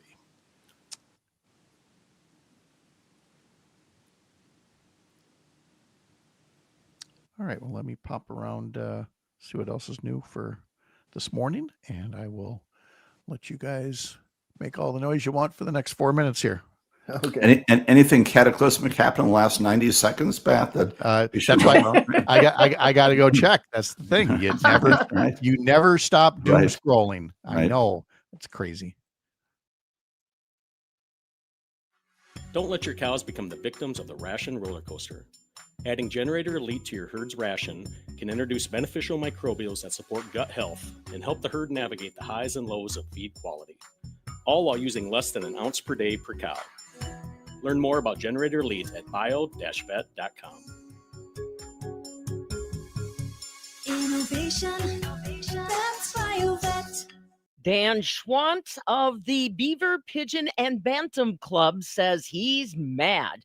They had a show scheduled for this Saturday at the Jefferson County Fair Park and found out through friends that the show was canceled. He said he received no notification from the Wisconsin Department of Ag, Trade, and Consumer Protection. We already started with the setup process. I already had emptied all the cooping out of the semi-trailer, and then all of a sudden a friend of mine messaged me and said, hey, did you see what the dad cap did? And so that was news to me, and I was like, what? Because I checked my email, there was nothing there. And I called another one of our members and asked her, and she said she had received nothing either. So, and then it was just fun, saw it on the website there. So we've had to cancel one of our previous events because of the AI, and they contacted me in advance and said, hey, I had to cancel. Or this time I had nothing. That's a surprise. Dan Schwant, the secretary of the Beaver, Pigeon, and Bantam Club, they were having their annual fall swap on Saturday. But now the Department of Ag, Trade, and Consumer Protection suspending all poultry shows, exhibitions, swap meets, and movement of poultry in Jefferson, Waukesha, Walworth, and Rock counties until the end of the calendar year. More at MidwestFarmReport.com. Whether it's finally getting that blue ribbon or enjoying too many carnival rides, we all have memories of the fair. Here's your chance to share those stories in our Everybody Has a Fair Story contest. The Midwest Farm Report is teaming up with the Wisconsin Association of Fairs as they look for the grand champion fair story. Enter the Fair Story contest for a chance to win a cash prize at MidwestFarmReport.com.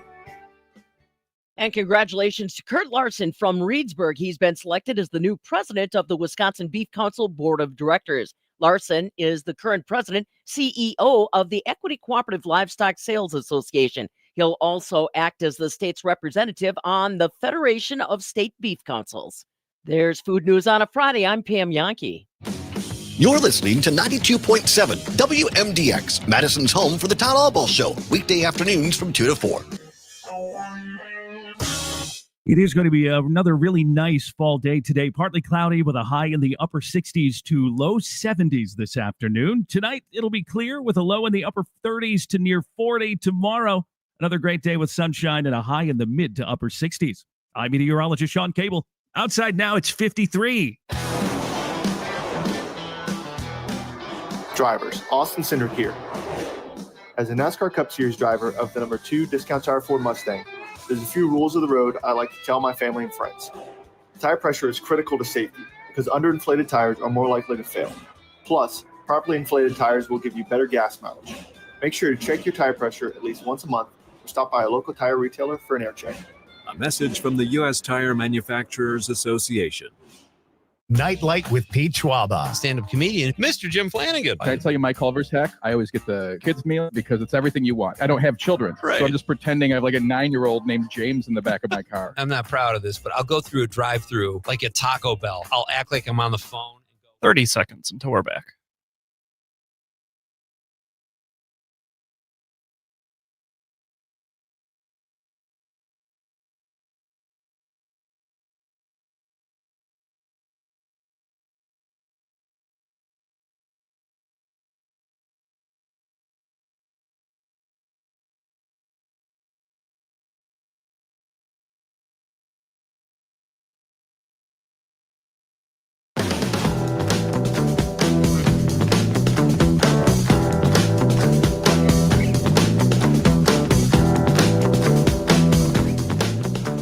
Welcome back at 7:35 on this Friday morning, October 10th, and we're here with our week in review panel, former U.S. Attorney Jim Santel, Chicago journalist Mark Jacob, and Jennifer Schulze. And Jennifer, let me start with you, and let's talk about the government shutdown briefly here. And the fact of the matter is, it is essentially a messaging battle with a whole lot of pawns, like all federal employees, troops who aren't getting paid, air traffic controllers who aren't getting paid. And Sean Duffy says maybe they need to be fired, even though there's a shortage of air traffic controllers.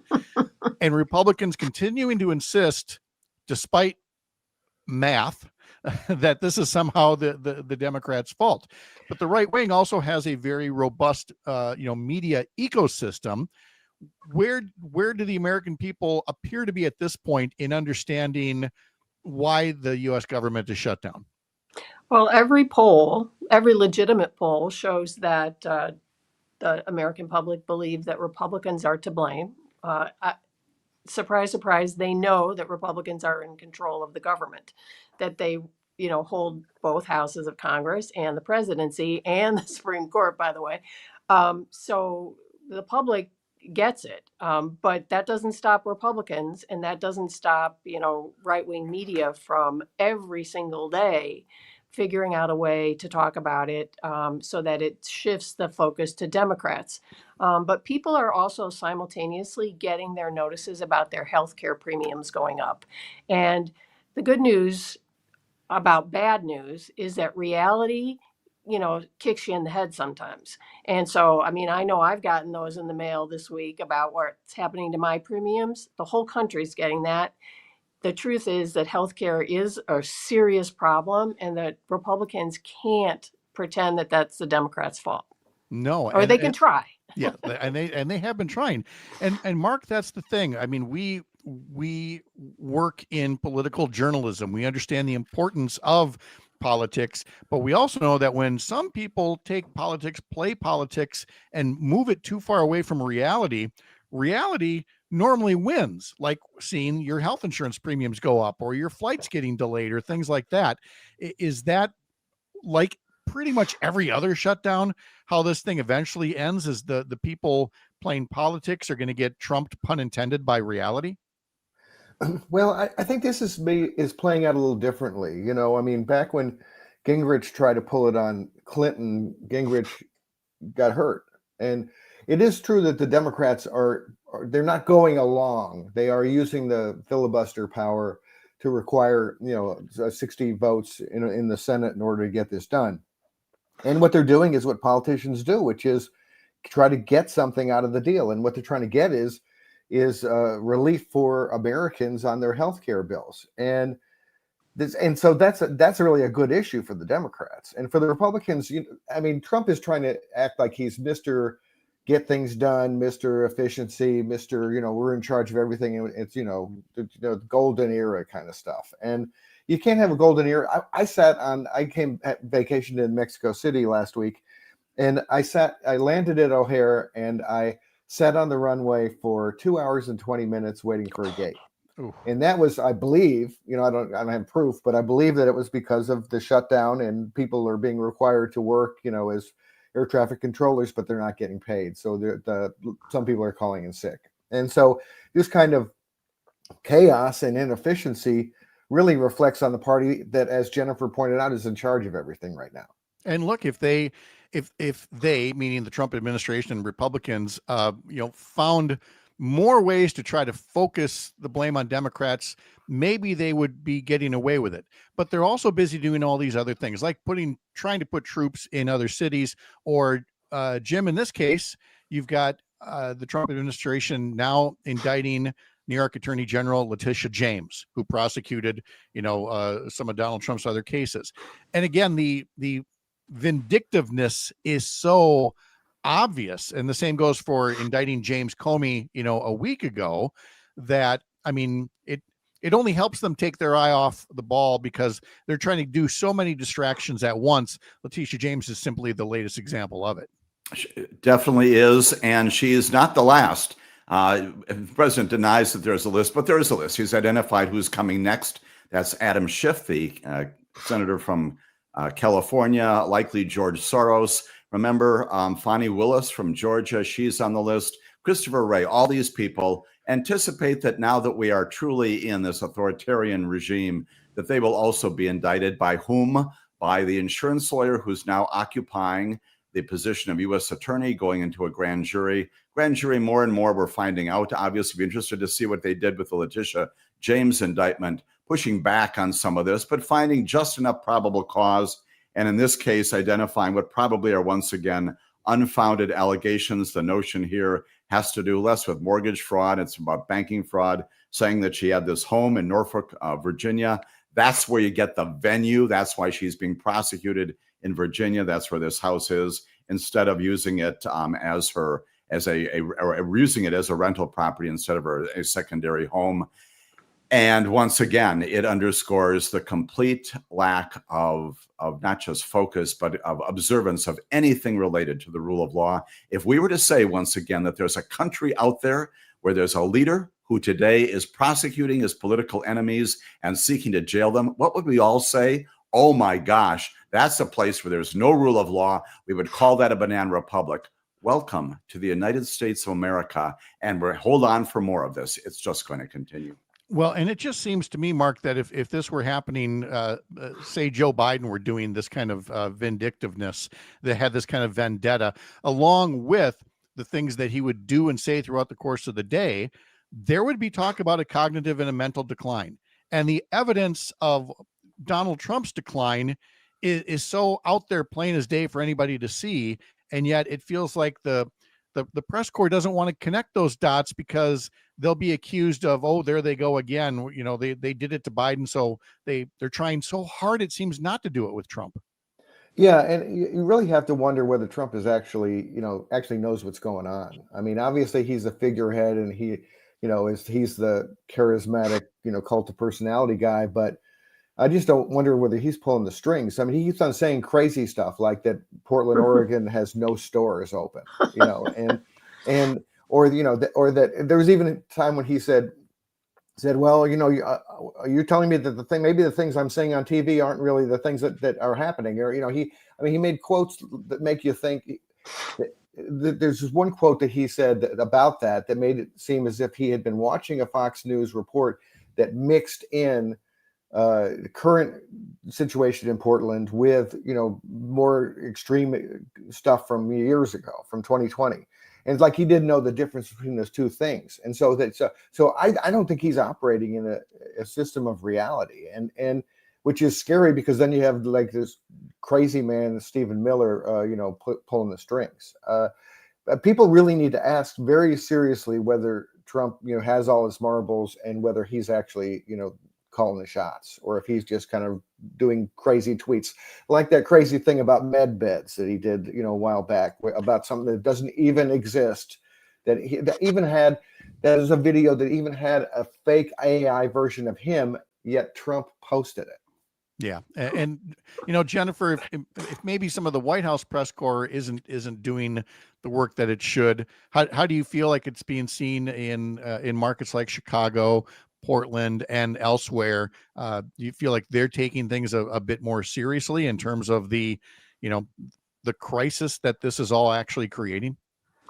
Well, the thing about local news is that that's just one of many stories that are getting covered. I always do a quick look around to see what the headlines are and the big stories on any given local newscast in Chicago or newspaper. And, we've got a mix of things as opposed to a national network news program, which is more focused on politics, right? So, no, the Trump stuff, if it's directly relating to Chicago as it is here, that's a big story. If it's less so, it's never the main thing, and it doesn't get a lot of attention, and it certainly doesn't get repeat attention. So, it just depends. People like their local news, and the local news generally does not involve Trump, although it does more and more with healthcare and food prices and that. So I don't know how much of the Trump crazy breaks through the local news. And then the only other way people are getting their information is on social media, which is, not so reliable. So I don't know. Not so reliable. That's the kindest way that you could possibly put that. Jennifer, do you want to kick us off on the significance of the Nobel Peace Prize being awarded this morning to the opposition leader in Venezuela, and the significance of it, and just how much is Trump going to lose it today about not getting this prize that he campaigned for so blatantly? Well, I'll tell you, the thing that really got me last night was the Guardian posted a story that said Norway is actually was worried as of yesterday, that if Trump didn't get the prize, and the Norwegian government has nothing to do with the prize, FYI, but they were worried about the blowback for their country. They were even in this article talking about, they thought that Trump would declare Norway an enemy of the United States. And so, I mean, that's how insane this is. There is a country across the ocean that is sitting there gaming out how they need to be ready to respond to an angry man in the White House not getting the Nobel Prize. They didn't know who it was going to go to as of yesterday, but they were already planning their strategy about how to respond to him being angry about it. So who knows what he's going to do? The White House has already posted something, just crazy about how he's the greatest peacemaker in the world, and how dare they? How dare they? How dare they? They're calling it, the White House is calling it politics over peace. So they're denouncing the fact that a brave opposition leader in Venezuela was honored for risking her life for freedom. And by the way, not just risking her life, but the entire country is faced with a leader right now who did not win the last election. Right. Every outside observer looking at the ballots coming in said it was clear that Maduro did not win. He is still in power anyway, which is, I don't know, a testimony to something, that there's not a violent civil war going on there right now. But the fact that there is still an opposition leader who can do something to keep the subject in front of the people, at least has to give people in Venezuela and around the world some hope. So it seems, Mark, like perfect recognition. Yeah, I mean, and wouldn't it be really classy for the White House? Not that you associate Trump and classy very often, but but wouldn't it be really classy just to say, boy, what a great choice that was? We celebrate, Machado for what she's done, and hope that in the end it'll work for the Venezuelan people. Is that so hard to say? Yes. The Yes, correct it is, answer. Mark. What are you talking about? It is, and it is the reason I bring this up is I just, again, without trying to sound too alarmist here, is what is life going to be like in 2028 if Trump, like Maduro, decides I'm not going to recognize these results? He's going to have troops on streets trying to intimidate voters. And I feel like even for all the things that he rails against the Venezuelan government for, I feel like it's there as a potential manual for him to follow over the next couple of years, which is part of the reason that I bring it up this morning with Mark Jacob, with Jennifer Schulze, with former U.S. Attorney Jim Santel, our Week in Review panel, joining us today. And in our next hour, Dr. Kristen Lyerly will be along, and Mike Clemens will talk about the Brewers now facing elimination against the Cubs tomorrow. I'm Pat Kreitlow. This is the Civic Media Radio Network.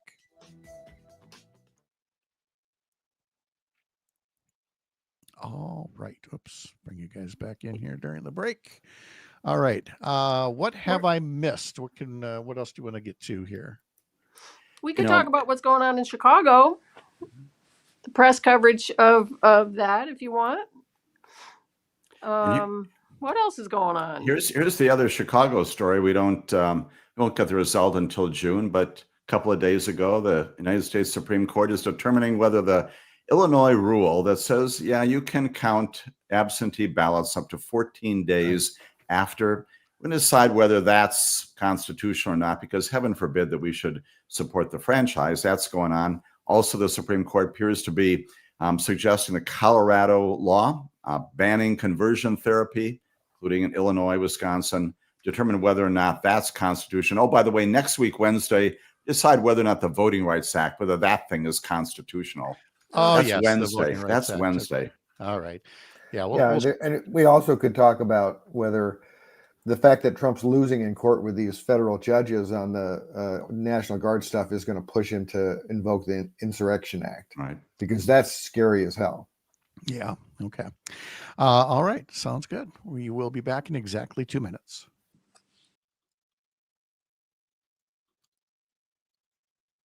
Expand its operations significantly by seeking office space downtown to go along with a new field office on the city's northwest side. This has been concerning for many, and not without reason. A recent large-scale ICE raid in an apartment building in Chicago saw reports of armed federal agents breaking down doors, U.S. citizens detained for hours on end, and children being dragged from their homes in the middle of the night. While the American immigration system has a host of problems, this kind of violent show of force is not an acceptable way to address these problems. And ICE also just received an injection of $45 billion in the One Big Beautiful Bill, so it is imperative for all of us to hold ICE accountable and speak out when things go too far. Right now, things are going way too far. Find all of Dan's work at the Recombobulation area. I love playing sports, especially for my school. And that's because school sports are special. It's where it's safe to fail. It's where we're taught resilience, where our fear becomes confidence. It's where we learn to get back up after every fall. School sports are where 7.8 million students go from I can't to I can. This message presented by the WIAA and the Wisconsin Athletic Directors Association. No fear here, just monster savings at Verlo Mattress of Madison. This October, the only thing creeping near your bed is a deal too good to miss. We custom make every mattress so you know 30 seconds until we're back.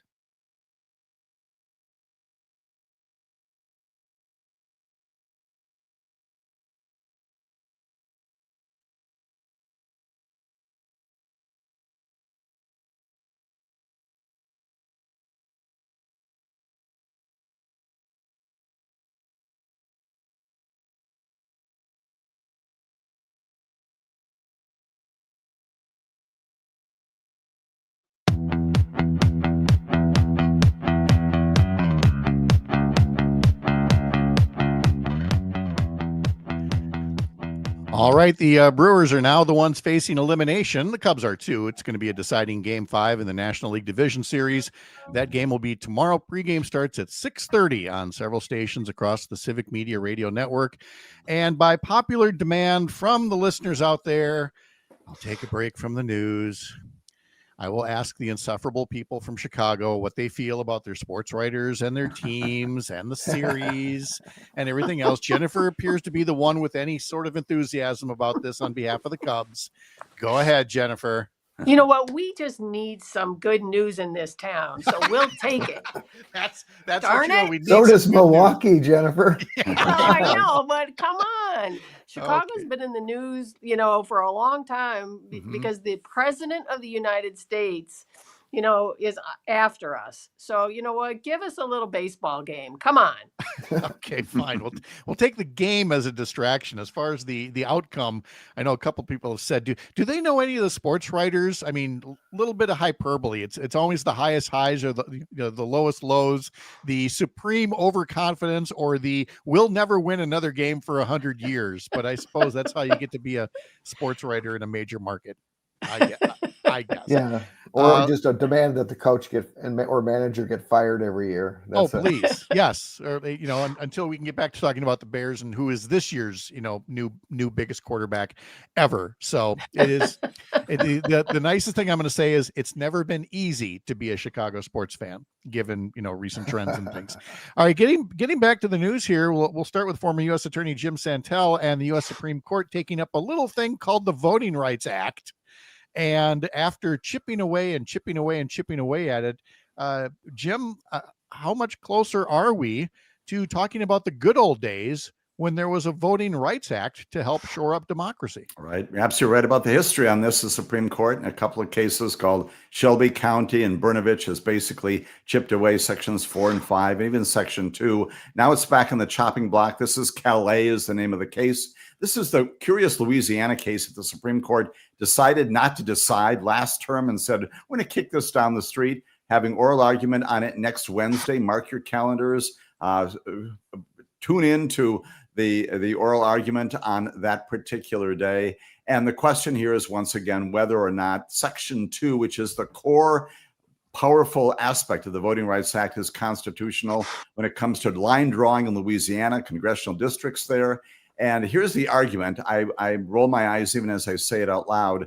The notion, of course, under Section 2 of the Voting Rights Act is you can't disenfranchise people of color and people who are not English speaking, basically ensuring rights for everybody. The argument on the other side, and there is not a credible other side, but the Supreme Court's entertaining it, is that the Equal Protection Clause of the 14th Amendment makes everybody equal. And somehow the Voting Rights Act is bringing a group of people beyond equal, moving them above where they should be, and for that reason, toss out Section 2. It is a shockingly, stunningly bad argument, but the Supreme Court's going to be entertaining it, probably going to be the biggest case decided when we get back in June about whether or not we still have a Voting Rights Act after all these decades. It is on par. It is the same backwards logic that's being used to attack DEI, which we can get into another time here. But while we're talking about voting, Mark, I was not expecting this headline. Former Republican election official buys Dominion voting, which had been a target of 2020 conspiracy theories. It was Republicans lying about Dominion voting systems that helped tarnish, the Trump argument for 2020 by their attacks on Dominion. But now Dominion is going to be run by a former Republican elections official. What? Well, this is a trend that we're seeing. We're seeing the right wing buying up the media. We're seeing the right wing buying up the instruments of voting. Here's that word again: urbanization. Right. It's for Viktor Orban in Hungary, who the government doesn't take it over. You get friends of the government who've got money to buy these things. Totally right. And so they're buying the whole country. You look at how all the social media is being has been bought up by the right wing, or the social media like Zuckerberg at Meta has been completely cowed by the right wing, and so that's kind of a frightening thing, and it makes it really hard for people, democracy lovers, to figure out what to consume, what to buy, what to boycott. But I think people need to figure out things that they need to reject companies that are doing bad things. And you saw that a little bit with the Jimmy Kimmel thing, where there was a real blowback on Disney and ABC. And so that's a hopeful sign. Yeah. Let's close then. Jennifer, let's talk about the FBI report shifting many more of its resources to quote unquote immigration enforcement. In other words, hey, if you're a white collar criminal, these are high times for you because we're reassigning people left and right. And there in Chicago, I would think that gets people's attention, is to learn again that it's not just a city under siege by military troops, but by federal law enforcement basically dropping the ball on almost everything else they investigate just to go after brown people. One of the biggest problems we have in Chicago as it relates to crime is the flow of illegal guns into our city and our state from other states that have more lax gun laws. And the Republicans have never helped on that. And Trump cut a bunch of the crime prevention and gun prevention funding through Doge and other things, over the last couple of months. And the idea that the ATF and FBI and people who have been actively helping Chicago with this gun problem are now, working the night shift, driving big SUVs, in my neighborhood and others, trying to terrorize people instead of doing this other job is absolutely horrific. And I'm not sure that's breaking through yet, but I sure hope that it does, because the realignment of resources to do Trump's bidding and not do regular policing is just outrageous. Jennifer Schulze, Mark Jacob, and Jim Santel. Catch Jim tomorrow for Amicus, a law review, 9 a.m. across the Civic Media Radio Network. Thank you all. Have a wonderful weekend. You too. All right. Yeah. Dr. Kristen Lyerly is coming up after the news, and then Mike Clemens will have sports at 8:35 right here on the Civic Media Radio Network.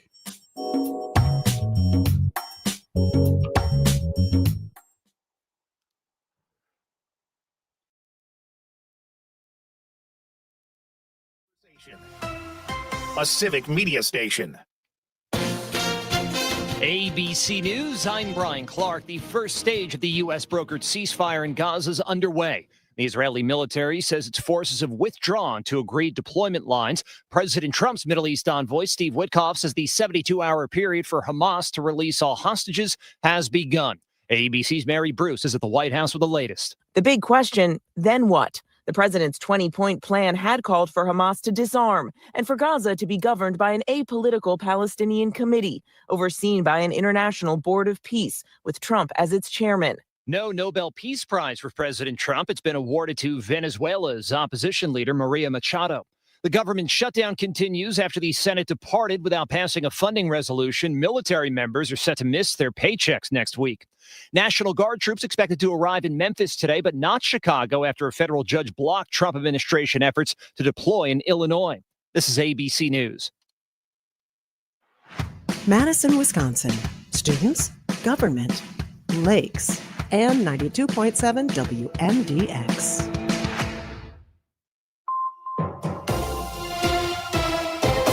For 92.7 WMDX News, I'm Savannah Tomei Olson. Democrats at the Capitol are introducing bills they say would make college tuition cheaper. 40 years ago, the state funded about 42% of the UW system's budget. Today, the state only funds about 17%. Among other things, that's part of the reason tuition has had to keep rising. One of the bills contains $10 million block grants for both the UW system and the Wisconsin Technical College system. The goal is to keep students in class when tuition puts too much of a financial burden on them. Representative Angela Stroud, who was a college professor. Many of my students were first-generation college students or students from working-class families, but increasingly they were working 20 or 30 hours a week in jobs just to pay rent, to pay for their books, things that some students took for granted or that I took for granted when I was an undergraduate student. UW-Madison already has Bucky's Tuition Promise, which helps students from low-income families go to college. This other bill would create the tuition promise for all of the UW system. These bills would need Republican support to pass. And it's homecoming weekend at UW-Madison. The festivities kick off tonight at 6 with the parade. There are some street closures near campus today to accommodate that. And the annual pep rally begins right at the end of it. There are all kinds of events, both official ones sponsored by the university and unofficial ones, like all the tailgating and parties in front yards. The Badgers take on the Iowa Hawkeyes tomorrow night at 6. One of the official traditions is already filling Bascom Hill. Every year, tons of flamingos dot the grass as a fundraiser for the university. It's hosted by the UW Foundation. For every donation given today, a flamingo is put on the hill. The tradition started as a student prank in 1979, and now it's one of the university's most successful fundraisers. I'm Savannah Tomei-Olson, 92.7 WMDX News. Game 5 tomorrow night. Hi, I'm Mike Clemens with sports. Baseball, the last time the Brewers faced Cubs pitcher Matthew Boyd, they knocked in 3 runs in the first inning. Last night, Boyd pitched into the 5th as the Cubs shut out the Crew 6-0. Pat Murphy. Yeah, I mean, he was great. Boyd was fantastic. He made pitches. How much money did they give him? $39 million. He earned it tonight. He was great. So game 5 is tomorrow night at 7. There we go. Hello. Hi. How are you? I'm all right. How are you? Oh, okay. How's your week been? Busy. I was in Boston. Oh, yeah, I did see something about that. Okay. Yeah. I don't know why it always surprises me that you're off and away. Yeah. It was fun. I was actually in Cambridge, so I was in Harvard. Harvard. Yeah. All right. There's a wonderful tiki bar in Cambridge. It was delightful. Did you say tiki bar? Yeah, it's a thing. No, that's cool. Uh-huh. Okay. Let's see. Just getting my ducks in a row here. That's not why I went. I didn't go for the tiki bar. Okay. Really? How's your knee doing? It's okay. It's you don't realize how much walking you do in airports. Yes, you do. Yes, you do. Oh, this feels very timely for Pat. Kristen. Oh, I haven't been listening. What's happening? No, just I've been traveling and everything, but no, you and the knee and everything is. Does Craig at some point just like throw you, like do a fireman's carry and carry you through airports and things because he's so sick of you watching you overdo it on your knee? I think he just throws his hands up and says, whatever. She's going to do it. She's going to do it. Yeah, I'm familiar with the type, Kristen. Trust me. So, I do what I want. So. I did have to stop, though. I was in Detroit yesterday, and I didn't have to walk that far. And No, I had of course a you do it, cane. Detroit. Yes, you do. So I'm Oh. walking, and I had to stop and stretch before I could keep walking. Yeah. I've kind of been like that with my back sometimes. So yeah, I totally know. I All get right. silly. 30 seconds.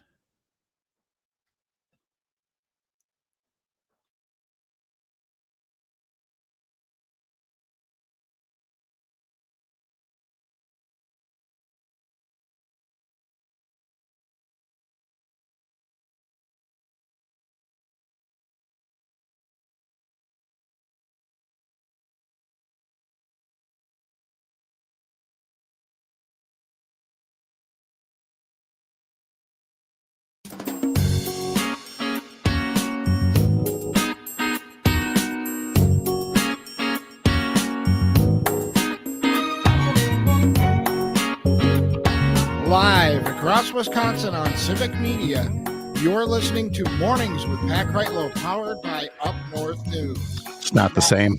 Lake Wissota Studio. Here is the founding editor of Up North News. I don't know. Kreitlow. I'm good to hear Don again, but after a week of Parker, it's kind of tough to go back. I don't know. And Parker Kristen, injects this like liveliness. I know. And I said we wanted to expand this. I'd love to hear some Kristen Lyerly intros and some Luke Mathers intros. And I think it's time to open things up and crowdsource this. What do you think? I think we could do that. And Audience members, think of all our audience members. I know we got that voice note feature on the Civic Media app that people can use and make their own little intro to an hour of the show. Uh-huh. Hey, it would work for me. Nice to have you back here up north. Nice to be home. 8:07 on this Friday morning, October 10th. That's Parker Olson in Studio A2 down in Madison and Dr. Kristen Lyerly back from wherever she's, because she's the only person I know that travels more than me sometimes, getting around. And you were in Boston this week. Yeah, I was in Boston, some meetings, met with some folks from the Mass Medical Society and talked about all the crazy stuff that's happening in the world. You know, it's very interesting because we live in Wisconsin, which is a very divided state. We have a lot of opinions around here, but they're pretty blue in Mass. And to hear how they're practicing medicine and the things that they're worried about was really perspective forming. I'll bet. Yeah. So we'll get into some of that in just a sec here. But first, from Rob, I know that he gave us a good morning here in YouTube. There he is. Good morning from Tigerton. It's cloudy and 50 degrees. Yesterday, I was busy mowing grass and leaves in the Tigerton area. I will be done mowing for the season this weekend. It was a great year mowing. I've been mowing every week since April 28th. Now busy doing paperwork for the mowing season. Says the fall colors are really hitting peak in the Tigerton area, and noted, as I did as well, that Governor Evers was talking about rustic roads because the rustic road system in our state is now 50 years old. So get out and enjoy the scenery, the nature, the historic buildings, the old farm buildings. Rustic Road 47 between Tigerton and Wittenberg on County M is the one closest to him. And then finally, he says, I have a sore right knee that's been bothering me in recent months. When I was 12 years old, I fell off a hay wagon. Maybe my football and farming is catching up to me as well. I think that's all just our transition to see how our favorite knee replacement patient is doing these days. Well, good. It's been 6 weeks. Okay. You know, healing well, but you know, it takes a long time. Well, you're walking through all those airports, you know. You were telling me off air, you went through the Detroit airport, which nobody gets through without 10,000 steps on there. Gosh. Yeah, you know. stopped, stretched. And I refuse to do transport. Like if I have time, I just am going to walk. Oh, do you know what happened last night? We not at the Dallas airport. We were at the Twin Cities airport. We'd arrived, and of course, we always joke about how our gate is always like at the very end of any given concourse. And of course, there it was. And it was 6, 7 o'clock at night, and I think we looked fine, you know. But there's a cart over to the side, and some younger fellow over there, and just says to us, "Do you guys need a ride?" And we didn't. We were just like, but we walked away going, how old do we look right now that people are now officially offering to help us across the street, you know? It's like, wait a minute. We should have gotten mad. Like, what are you talking about? No, we're young. We're virile. We don't need no ride. Instead, we were like, we almost said yes. No, you probably said, oh, no, thanks. Thanks no, anyway. Thanks. We're good. That's what we said. Like, no, thanks anyway. We're good. And then immediately went into, what did he see in us that looked so like, I don't recall hobbling. But anyway, those days are getting closer. But maybe you just look tired. I always look tired, you know, and amazingly, Kristen never does. She comes off of these meetings still, you know, all charged up and everything. I'm assuming this is through your new work on the national board of ACOG. No, this was with the Committee to Protect Healthcare, which is an incredible organization of nearly 40,000 doctors all across the country in every state doing this patient-facing advocacy work. So they're involved in a lot of things, like here in Wisconsin, they were involved in the last 2 Supreme Court races, the ballot initiatives that were primarily about abortion all across the country. Lots of stuff where you need the voices of doctors specifically to talk about what this means for us and our patients. And in the era of RFK Jr., where we saw a recent study come out yesterday that the partisan divide where people place their trust is stronger than ever before. RFK Jr. is heavily trusted by Republicans, even though the things he says are frankly not true in many cases. Like, for example, this connection between autism and circumcision. Can we talk about that? Can we talk extensively about circumcision on our morning show this morning? Can I? Again, we Do talk we have so to much set ground rules? There's so much gyno talk, and instead we're doing circumcisions today, which is again fun because of the ridiculousness of it. And again, I hope Sherry doesn't mind me, saying something personal here. But right before I texted you the story about Kennedy saying this, I showed her my phone, and there it is, Robert Kennedy Jr. trying to make a connection between autism and circumcision via Tylenol. And it's just one of those times when she looks at another RFK headline and just says, I don't want to go to work tomorrow. It's just like, I mean, the people who went to medical school, the people who study science have to look at this yo-yo as the Health and Human Services Secretary. So naturally, my next step was to text it to you and say, yep, let's get into it.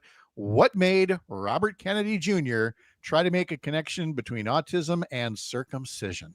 Hey, I don't know what made him do it, but I want to be very clear. He specifically referenced 2 studies, and he didn't say which 2 studies they were, but it is likely that they were 2 very poorly done studies with terrible methodology. That means that when you put a study together, you have a bunch of planning that you have to do. You have to pick your patients and you have to narrow what you're trying to study and make sure that it's actually going to come up with the results that are going to be meaningful. These studies were awful. But unless you understand the complexity of it, on its surface, if you're just reading the headline, it could look legitimate. These are not legitimate studies. So why go here? Well, here's my theory. Circumcision is another one of those things that in my practice, in any OBGYN's practice, anytime we're talking about having a baby boy, we have a conversation with our patients about what are you thinking? And it's a complicated conversation. Some patients they know what they want to do. They feel comfortable with it. Other people want to have a very in-depth conversation about the risks and the benefits and what's the best thing for my family. And that's important to do. Don't get me wrong. And it's not for everybody. But to draw this kind of a conclusion and recognizing that this is a tender topic for many vulnerable families is so irresponsible coming from the person who is leading Health and Human Services for this country. Well, it is the equivalent of drawing on a hurricane map with a Sharpie. Yes. And that's what some of these studies, quote unquote, are like. And he, of course, doesn't care, much like Trump doesn't care. You make the things say what you want them to say, whether it's what they really say or not. And now we've put another element of confusion, especially into pregnant women. Yes, the fathers and partners and everything as well. But it just seems, what has this guy got against pregnant women and women in general that so much of his gobbledygook is meant to alarm your patients? He finds those sensitive topics that make people feel uncomfortable and he exploits them. And there was another clip where he said, "We are doing the studies to make the proof." That's not how science works. In science, you have a hypothesis, you have a question that you are trying to answer, and you guess, like, this is what I think is going to happen. But then you have to let the science do its work in order to be objective and honest and real and applicable. You can't tailor that science to prove a point that you are trying to make. That's flawed, but that's exactly what he said. But that's politics. And that's just it. is. There's a difference between medicine and politics. And in politics, it is not at all uncommon for people to have a hypothesis about their values and then to try to pursue things that reinforce it, even if it means you have to conveniently ignore other things, that work against your hypothesis. Science is not supposed to work that way. It's supposed to be, truly nonpartisan, supposed to be independent and let the facts speak for themselves. And then, politicians are not supposed to then, be fraudulent with what the science actually says. That's why this Kaiser Family Foundation study that came out a couple days ago is so concerning, because what it shows is that people who call themselves Republicans believe what RFK Jr. is saying. People who call themselves Democrats and most independents continue to follow the science. So what we're seeing is people consume this information based on their political views. And that too is wrong. When I'm taking care of a patient in my exam room and somebody walks through the door and I know they're a Republican, I don't treat them any differently than an independent or a Democrat. We talk about what's going on with them. We talk about all the options for testing. We talk about all the options for treatment. We try to pick out the best alternative for them because ultimately it has to work for you in your life, and it should not be tailored specifically depending on how you vote. And I hate to be a broken record about this, but I feel like we have to end this discussion like some of the other recent ones in saying, because of the conflicting information and misinformation that's out there, it is more important than ever to not be afraid to ask questions. Now, there are some doctors that feel like you're the only person. We've got all day to talk about this. There are other doctors who they feel the pressure, like you got 15 minutes. You got to get out of And here. that's what you have too. But don't. If you are the patient and you've got questions, you put them out there, even if they've got to follow up later, but don't walk away having not asked the questions that you have. Totally agree. And can I just mention one other thing? You know what population they haven't gone after? Postmenopausal women. I challenge the administration to go after hormone therapy, and they will have met their match. Right, ladies? Yes. That amen I just heard was downright deafening. So yes, absolutely do that. Back to feeling our age from Tony on YouTube. A kid in elementary school called me sir yesterday morning. I felt so old. No, that's when you feel like a grown-up, is the first time you get called sir. It's like, hey, look, I'm an adult now.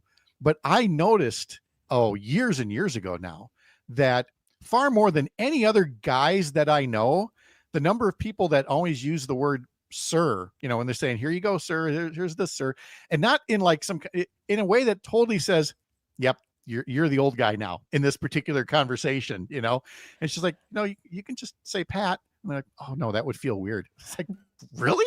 That's so regional too. So my ex-husband is from Atlanta, and down in the Southeast, everybody is sir and ma'am. And that is a standard thing. Like you could be 16 and they'd be talking sir and ma'am with you. But up here, obviously, it's not like that. So much of that is cultural and interesting. Interesting. And yes, it appears to be a little age-based. Sorry, Tony. Again, I'm sure if I'd have listened carefully, the guy at the airport cart would have been like, sir, do you need a ride? Like, no, and don't call me sir. But I didn't, let's just say I didn't break out into a run to prove my youthfulness. Jump over some suitcases. Yeah, no, because my knees would not let me. That's just not the way that this is going to work. We're talking to Dr. Kristen Lyerly, and coming up in 15 minutes, we are going to be talking to Mike Clemens, and we're going to be talking a little sports. The Brewers taking it to a 5th game, facing now possible elimination against the Cubs, and the Packers get set to take on Cincinnati. I'm Pat Kreitlow. This is the Civic Media Radio Network. More from Chippewa Falls coming up.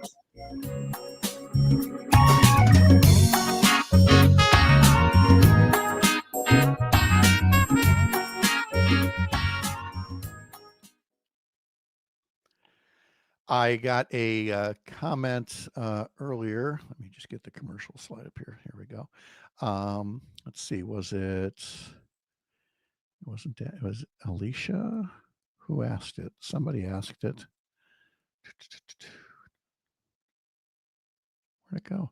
Somebody was asking if we were going to talk about Emily Cephos getting into the race. Oh, we should definitely talk about Emily Cephos. Yeah. Oh, here it is. It was from Tony. Are we going to talk about Emily running again for assembly? So she is brilliant. She is just brilliant. Mm-hmm. Yes. Oops. I think she ran the Chicago Marathon over the weekend. Seriously? Yeah. I think she and her husband ran it on behalf of their son, who has a rare disease, to raise awareness and funds. Oh, okay. Mm-hmm. Let's see. I was just looking for the news coverage about how the current representative, Dave Murphy is the name, who may not necessarily live in the district. Mm-hmm. Okay. That's so wild. Well, it's hardly the first time.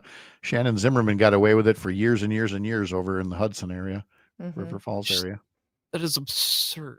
There it is. It was a post-Crescent story. That was it. Well, when nobody's paying attention, I mean, even if it's a story, if people don't seem to care, people don't even know who their assembly representatives are generally. Right. Yeah. True.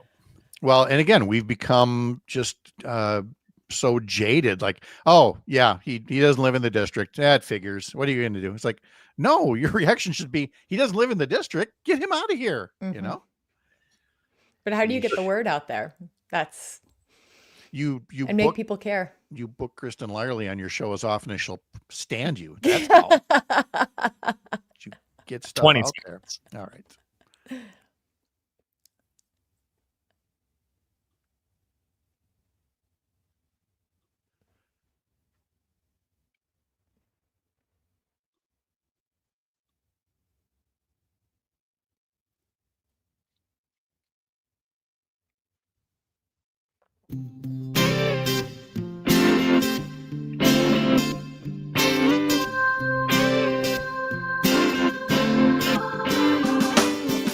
In today's edition of the Up North News Daily Newsletter, Ellie puts together a story that she advertised last Friday saying, hey, send in your nominations, your compliments, your photos of some of your favorite small businesses in your hometown.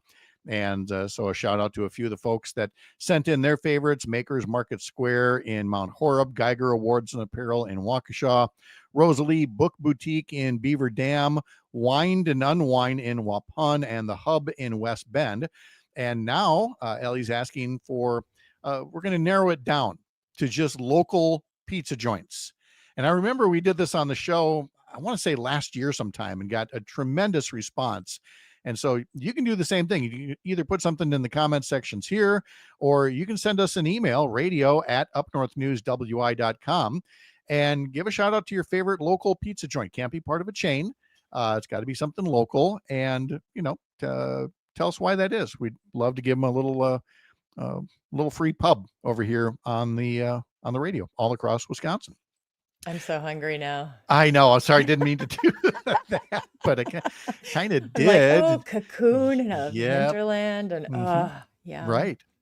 I was telling folks yesterday or the day before about how when you're traveling, at some point it occurs to you, I haven't had a home cooked meal in however many days, and you're maybe grabbing breakfast in the hotel, you're maybe getting lunch at the conference, you're maybe going to dinner with somebody or whatever the case may be, and you start to feel like, oh my God, I haven't taken a meal off, So this morning it was a piece of toast, and for lunch it's going to be the same thing. I'll probably have too much for dinner tonight as a result, but you realize I got to back off on this. But now we're talking about pizza. And so we'll see how much longer this lasts. That's so good. Yep. Yeah.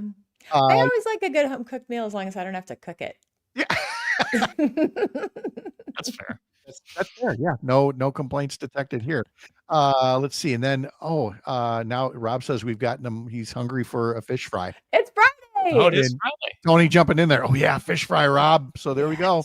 Now we got people, and we should do that. We should do shout outs to favorite fish fry places as well, like the one you took me to in Green Bay a couple of years back. So yeah, there's all kinds of good places. All right, where were we going to go originally? Oh yes, our friend Emily Cephos is running for state assembly. Yes, she's running in the 56th Assembly District, which is whereabouts in the Fox Valley. It's like northwest of Appleton. It's in, it's kind of in central Wisconsin. I think Clintonville is part of it. Okay. Greenville. It's a pretty rural area. It's been a Republican stronghold represented by Dave Murphy for a long time, but turns out Representative Murphy doesn't appear to actually live in the district, Pat. No, this from the Appleton Post-Crescent. Within hours of a Post-Crescent story about residents of the 56th Assembly District demanding that State Representative Dave Murphy come clean on where he's living, Murphy has changed his address. As of October 8th, Murphy had listed an address in Grand Chute as his voting address on his Wisconsin State Legislature webpage. A day earlier, he told the Post-Crescent he was leasing a residence at an address on property that was in the 56th Assembly District, except that it wasn't. It's actually in the 52nd, which is represented by Lee Snodgrass of Appleton. So a group of concerned citizens has gathered to question how it is that their assembly rep doesn't live in the district. This is hardly the first time that this has happened in Wisconsin. I think most notably of Shannon Zimmerman, a Republican from the River Falls area, whose address has been different from the rest of his family for some time. And yet again, nothing really came of it. But I applaud Emily Cephos for saying, you know what, somebody should call attention to maybe having your representative be representative of your district by living in your district. That's only a fraction of the reason that I applaud Emily Sefos. If you know anything about Emily Sefos, who ran for Assembly District 56 2 years ago, she is that person who shows up on your front porch and asks you how you're doing. She doesn't say, I want you to vote for me. She doesn't say, this is my party. She says, how are you getting along? What could be better in your life? She is desperate to bring people together and create the kind of change that we all know we need to see. And I'm so excited that she is running, but she also knows that she's got to call Dave Murphy on his shenanigans and acknowledge that he hasn't been doing anything for his constituents. He's been sitting in this assembly seat, parked there because he wants it, not because he's representing the people of his region. No, it's a big difference between representing your district versus representing your party by having to have a seat in that district. And so Emily's in this. This is, of course, the season for candidates to get into the races for an election that is now just over a year away. It takes that long to engage in the fundraising and to start knocking on doors and to get your name out there. We've had a busy week or so here with Josh Call deciding not to run for governor. Instead, he's going to run for a third term as attorney general. Missy Hughes, meanwhile, has gotten into the race for governor. And so maybe we'll wrap up just with your thoughts on Josh Call running for a third term as Wisconsin attorney general, because he certainly has put the fight for reproductive health rights front and center in what he's done in his first 2 terms. Oh, that and so much more. We need Josh Call in this role in order to provide us, the citizens of Wisconsin, a solid defense against the craziness of the Trump administration. Trump has shown us that everything he's going to do is going to be in the courts. So if you don't have a strong attorney general, a strong, experienced, proven attorney general, you're out of luck. So I'm thrilled that he has made this decision. He'd be a great governor too, but in this role as attorney general at this time in history, I'm very, very happy. Yeah. And again, there is time here. And I know this sounds like an old man of 61, but I was looking at Josh Call is 44. There's plenty of time to either run for U.S. Senate or governor in the coming years. Let's see, you've got, Mandela Barnes is 38 years old. David Crawley's 39. You've got a whole generation of leadership out there that is whatever happens with them in 2026, if they stay in the game, like Emily Sefos as well, we're going to have that next generation of great new leaders, like Kristen Lyerly. She's one of them too. So exciting. Fridays and on Mondays. Thank you, Kristen. Have a great weekend. Thank you. You too. Clemens is coming up to talk a little bit sports, Brewers and Packers, all coming up next on the Civic Media Radio Network.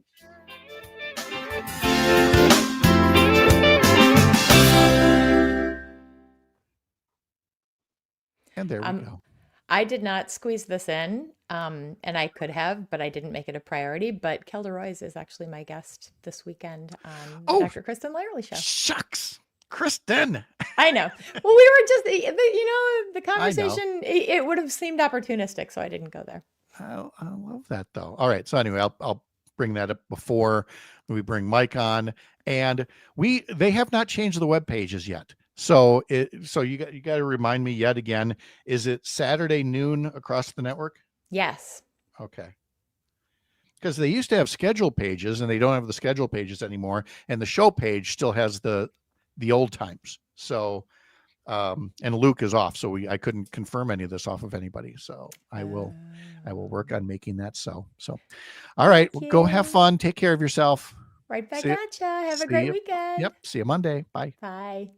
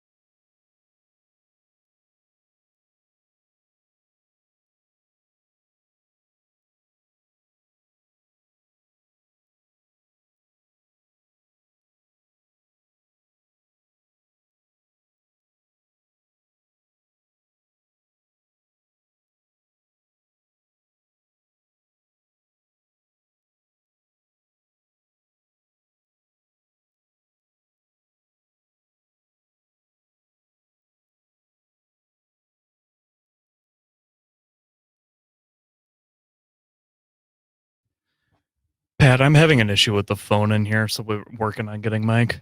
Okay.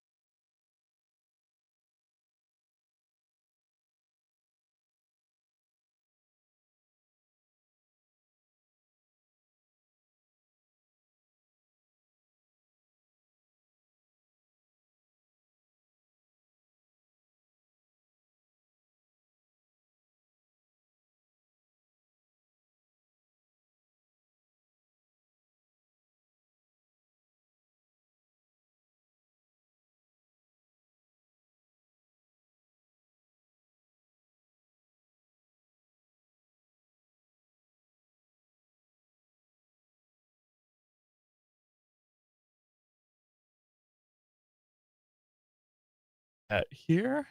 All right, Pat, we got Mike. Pat. All right. Hey, Mike, how are you? Tired. Yes, completely understandable. All right, let's see. Let me get down to your notes here. Yep, we got the Brewers. I was going to cover the Dodgers Phils. I'm sure you saw that final play. Then we got the Bucks. Yeah. What's the name of that pitcher? I got to go get it here quick. Whatever. I'll get it here. Orion Kirkering. Yeah. 30 seconds. Okay. That I sent you Doc Rivers' post-game presser, and at the end of it, he 20 said, "I gotta go see this Dodgers game," and they said it's over. And then they told him what happened. He goes, "Why didn't he throw to first?" So even Doc Rivers understood that. Right. All right, here we go.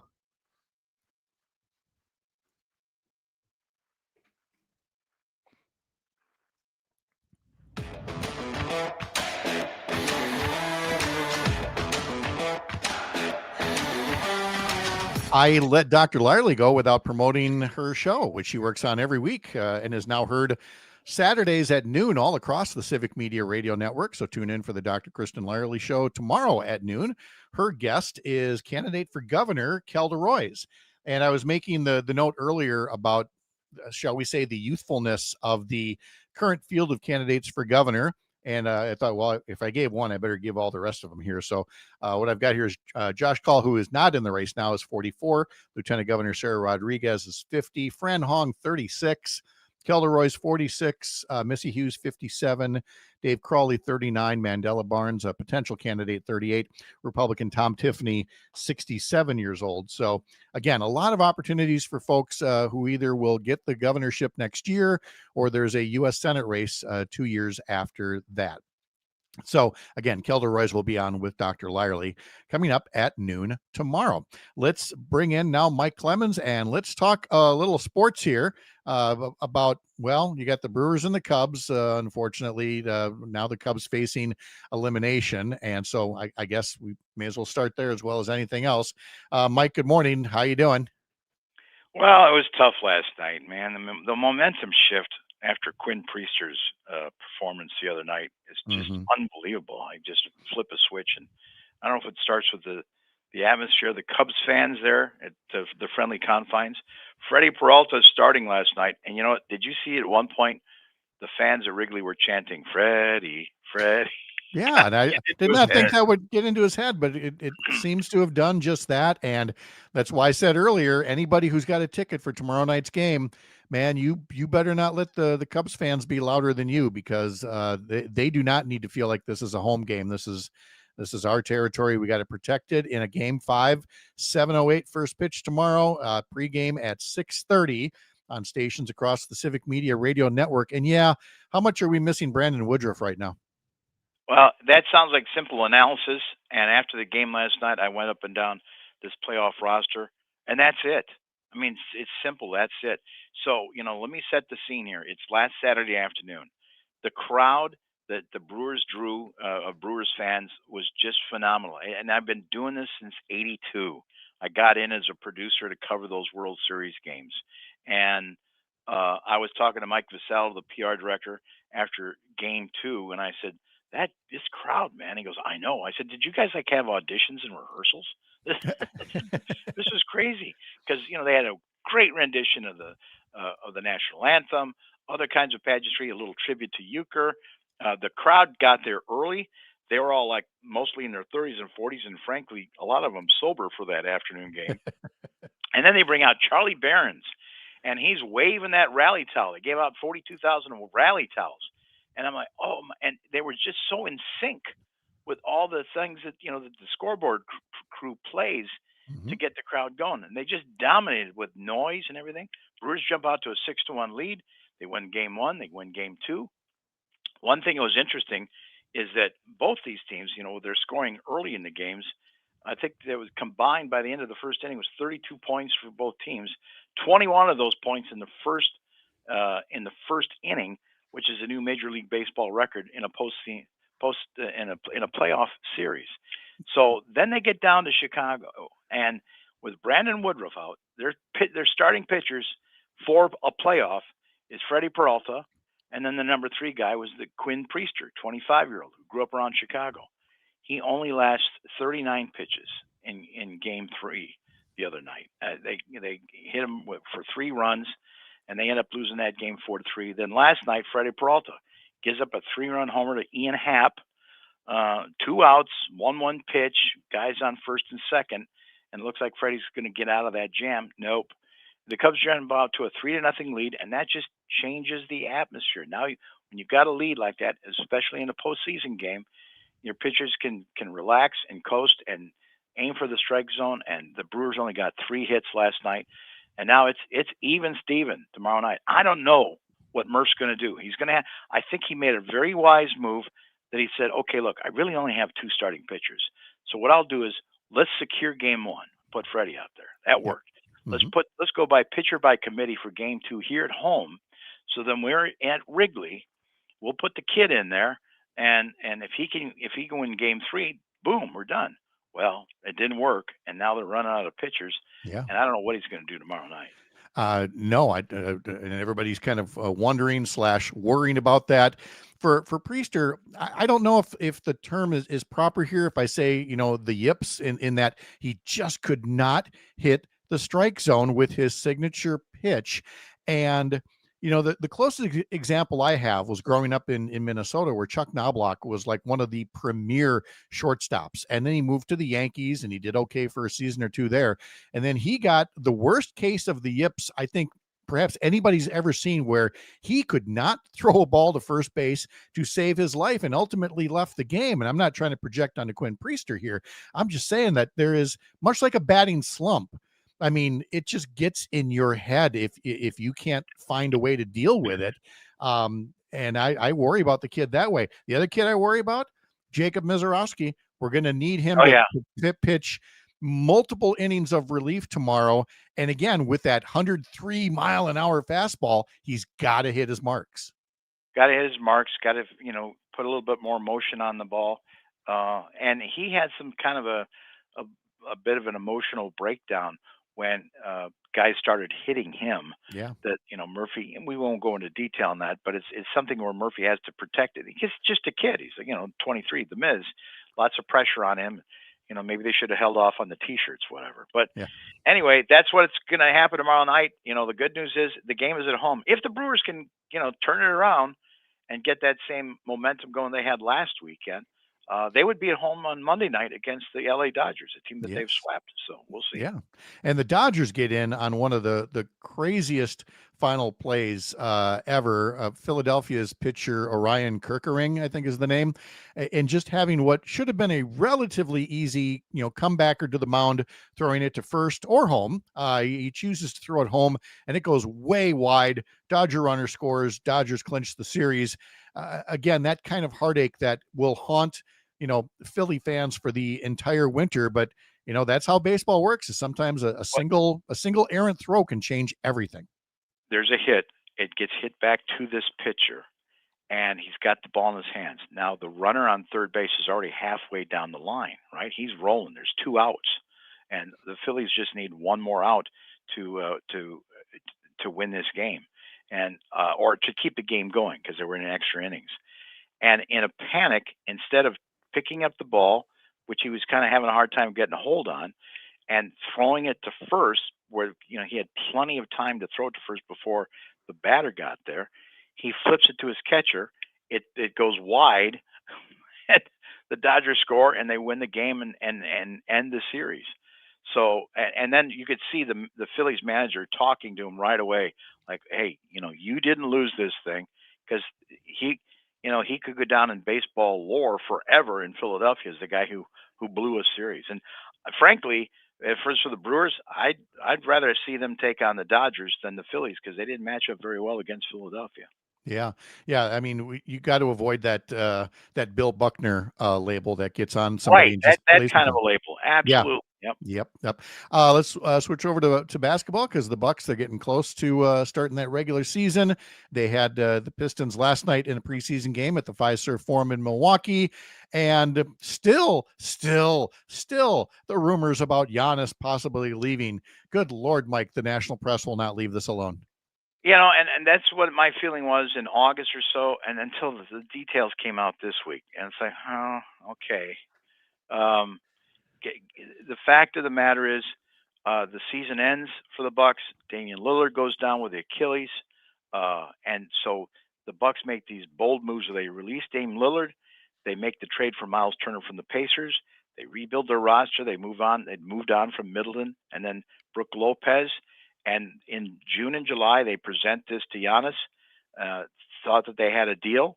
And then the next thing you know, John Horst gets a call, and he's flying to Greece to meet with Giannis and his agent while Giannis is playing for the Greek national team in the European leagues. And Giannis is like, what would it take for me to get into New York? Like, he thinks of New York as another destination. If he was interested, if he went anywhere, it would be that. But anyway, he constantly is challenging the team about what can they do with the roster, and they've done everything that they can, really. So it's come out down to that. They did have talks with the Knicks in August, but the Knicks gave up 4 or 5 of their first round picks to get this Mikal Bridges. You have to now watch between the period of February 1st and February 4th, where without going into details, there's a window there that maybe that the Mikal Bridges could be moved when his contract reaches a certain spot if Giannis goes with that deal. So I think it'll pretty much be, all right, we'll see how the season is going, and then maybe make a final decision before the trade deadline, February 4th. All right. Well, we got them for now to start the season. That's the important part, is get the season off to a strong start. Badger football, the Badgers with their 2-3 record will be hosting Iowa at 6 p.m. on Saturday. So the pregame will be starting at 4 o'clock on some civic media stations there. And then let's get over to the NFL here, where the Packers are going to host the Cincinnati Bengals, and a little deja vu at 3:25 kickoff Sunday, 1 o'clock the pregame starting on civic media stations, and the deja vu being Joe Flacco, guy that they just played a couple of weeks back when he had Cleveland uniform on. This is something you never see in the NFL. No. One of the reporters joked when LaFleur came in and says, so when's the last time you played Joe Flacco? I was like, a couple of weeks ago, right?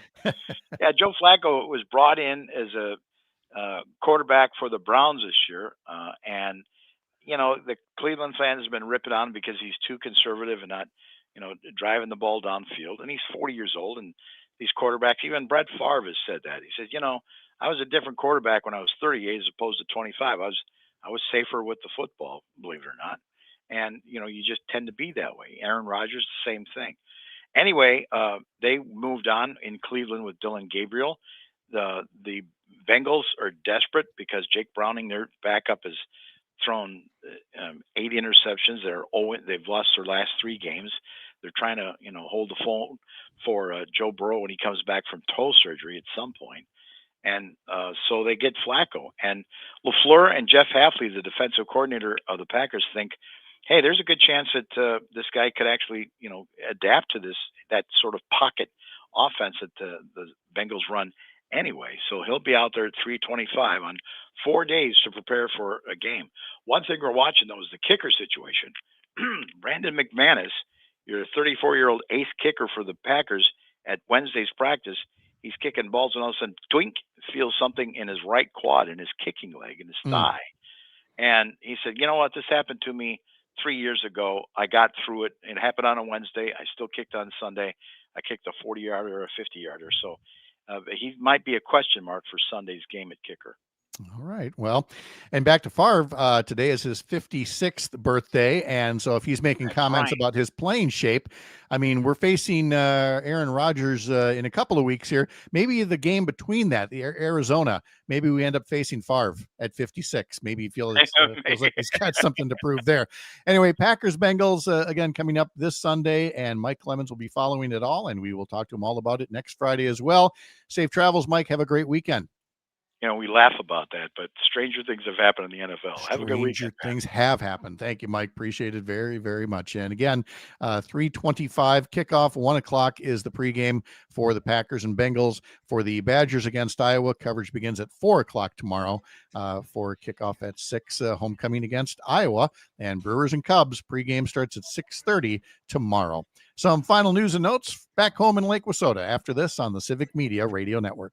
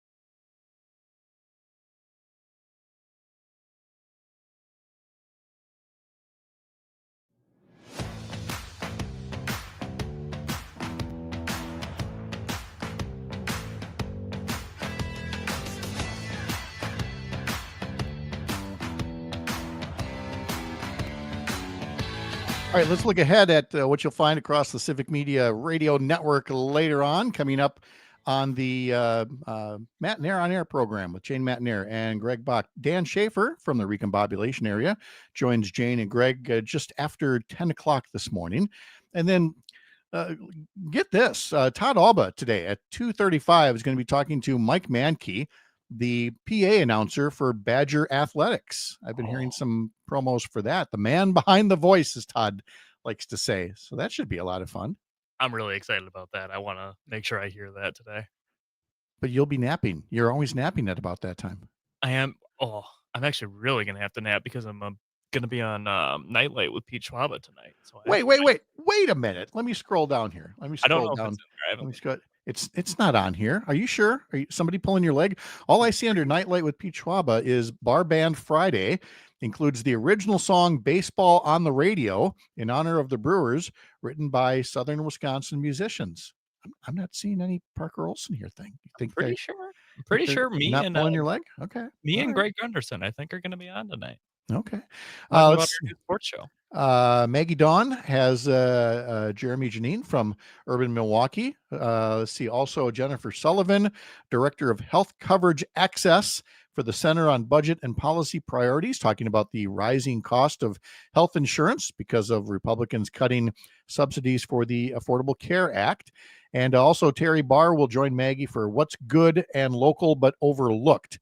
But getting back to Todd here for a second, not only does he have Mike Mankey coming on, but it says here at 3:06, weirdly specific time, but after the 3 o'clock news, there's going to be a VIP ticket giveaway to the world premiere of No Packers, No Life, the incredible story of an avid group of Japanese Packers fans making their way to the Mecca of Lambeau Field, debuting at the Majestic Theater in Waukesha. And Todd's going to have VIP tickets to give away for this thing. Wow. How fun is this guy? That's very fun. He's big time. How about that? VIP tickets. What do we got? What do we got? don't even have Looking tickets. around. I don't even have. I mean, I can give away my Roy Kent coffee mug. That's about it. You're not separating yourself I'm from that. no. I'm not. Totally not. No. Are you going to be watching your Whitewater football team in action this weekend? I don't even. I should have gone over the WIAC schedule with Mr. Clemens while he was here. Yeah, that's all right. Whitewater is playing against Stevens Point this weekend. Stevens Point is how you would say lowly.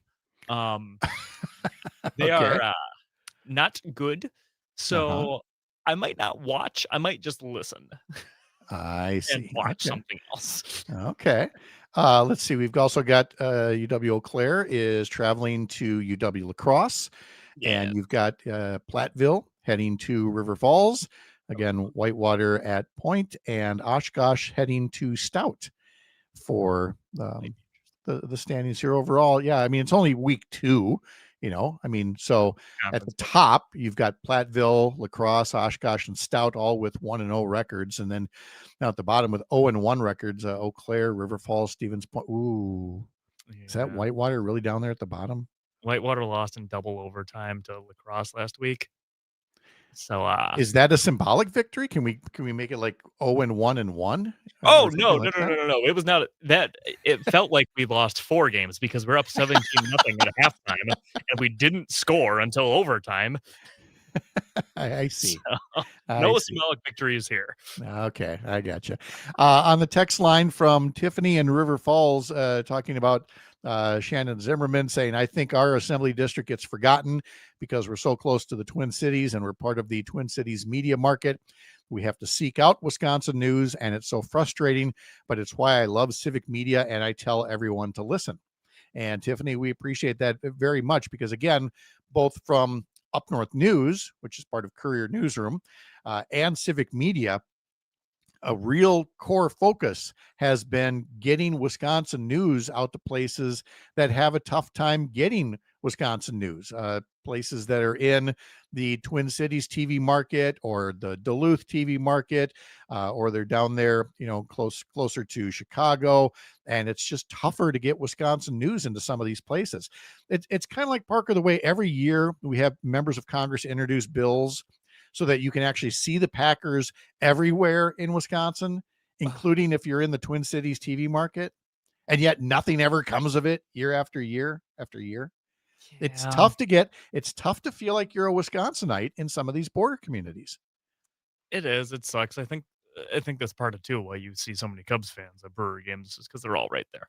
Yes. Yeah, exactly. So again, you've got organizations like these that are trying to put more Wisconsin news, Wisconsin sports into these places and kind of bring more of Wisconsin together and feel a bit more united. It's way too easy to feel like you're more part of a TV market. Who your legislator is in Hudson, in St. Croix County and in Pierce County, these things should matter a lot to the voters there, but you'd never know listening to Twin Cities media. So I'm glad we're filling a role there, especially around the 3rd Congressional District. We've got so many stations in and near the 3rd District so that people are hearing much more about the importance of the congressional representative for that area, whether it's Derek Van Orden this year or whether it's, one of the other candidates that wants to unseat him. These are uniquely Wisconsin issues that people deserve to hear about. It's part of what we talked about with Congressman Mark Bocan yesterday, and why he's doing town halls throughout the 3rd Congressional District, because the current representative there isn't holding any. And so once again, you got people with a focus on bringing news to all of Wisconsin so that you have, the right representation in both Madison and in Washington, D.C. when these elections are all over. Well, Parker, hope you have a good weekend. Good luck to Whitewater anyway. And of course, to the Brewers, the Badgers, the Packers as well. We will be summing all of it up, of course, Monday morning, 6 a.m. back here up north. I'm Pat Kreitlow, founding editor of Up North News, the Wisconsin outlet for Courier, a pro-democracy news network building a more informed, engaged, and representative America. Have a great weekend. See you Monday.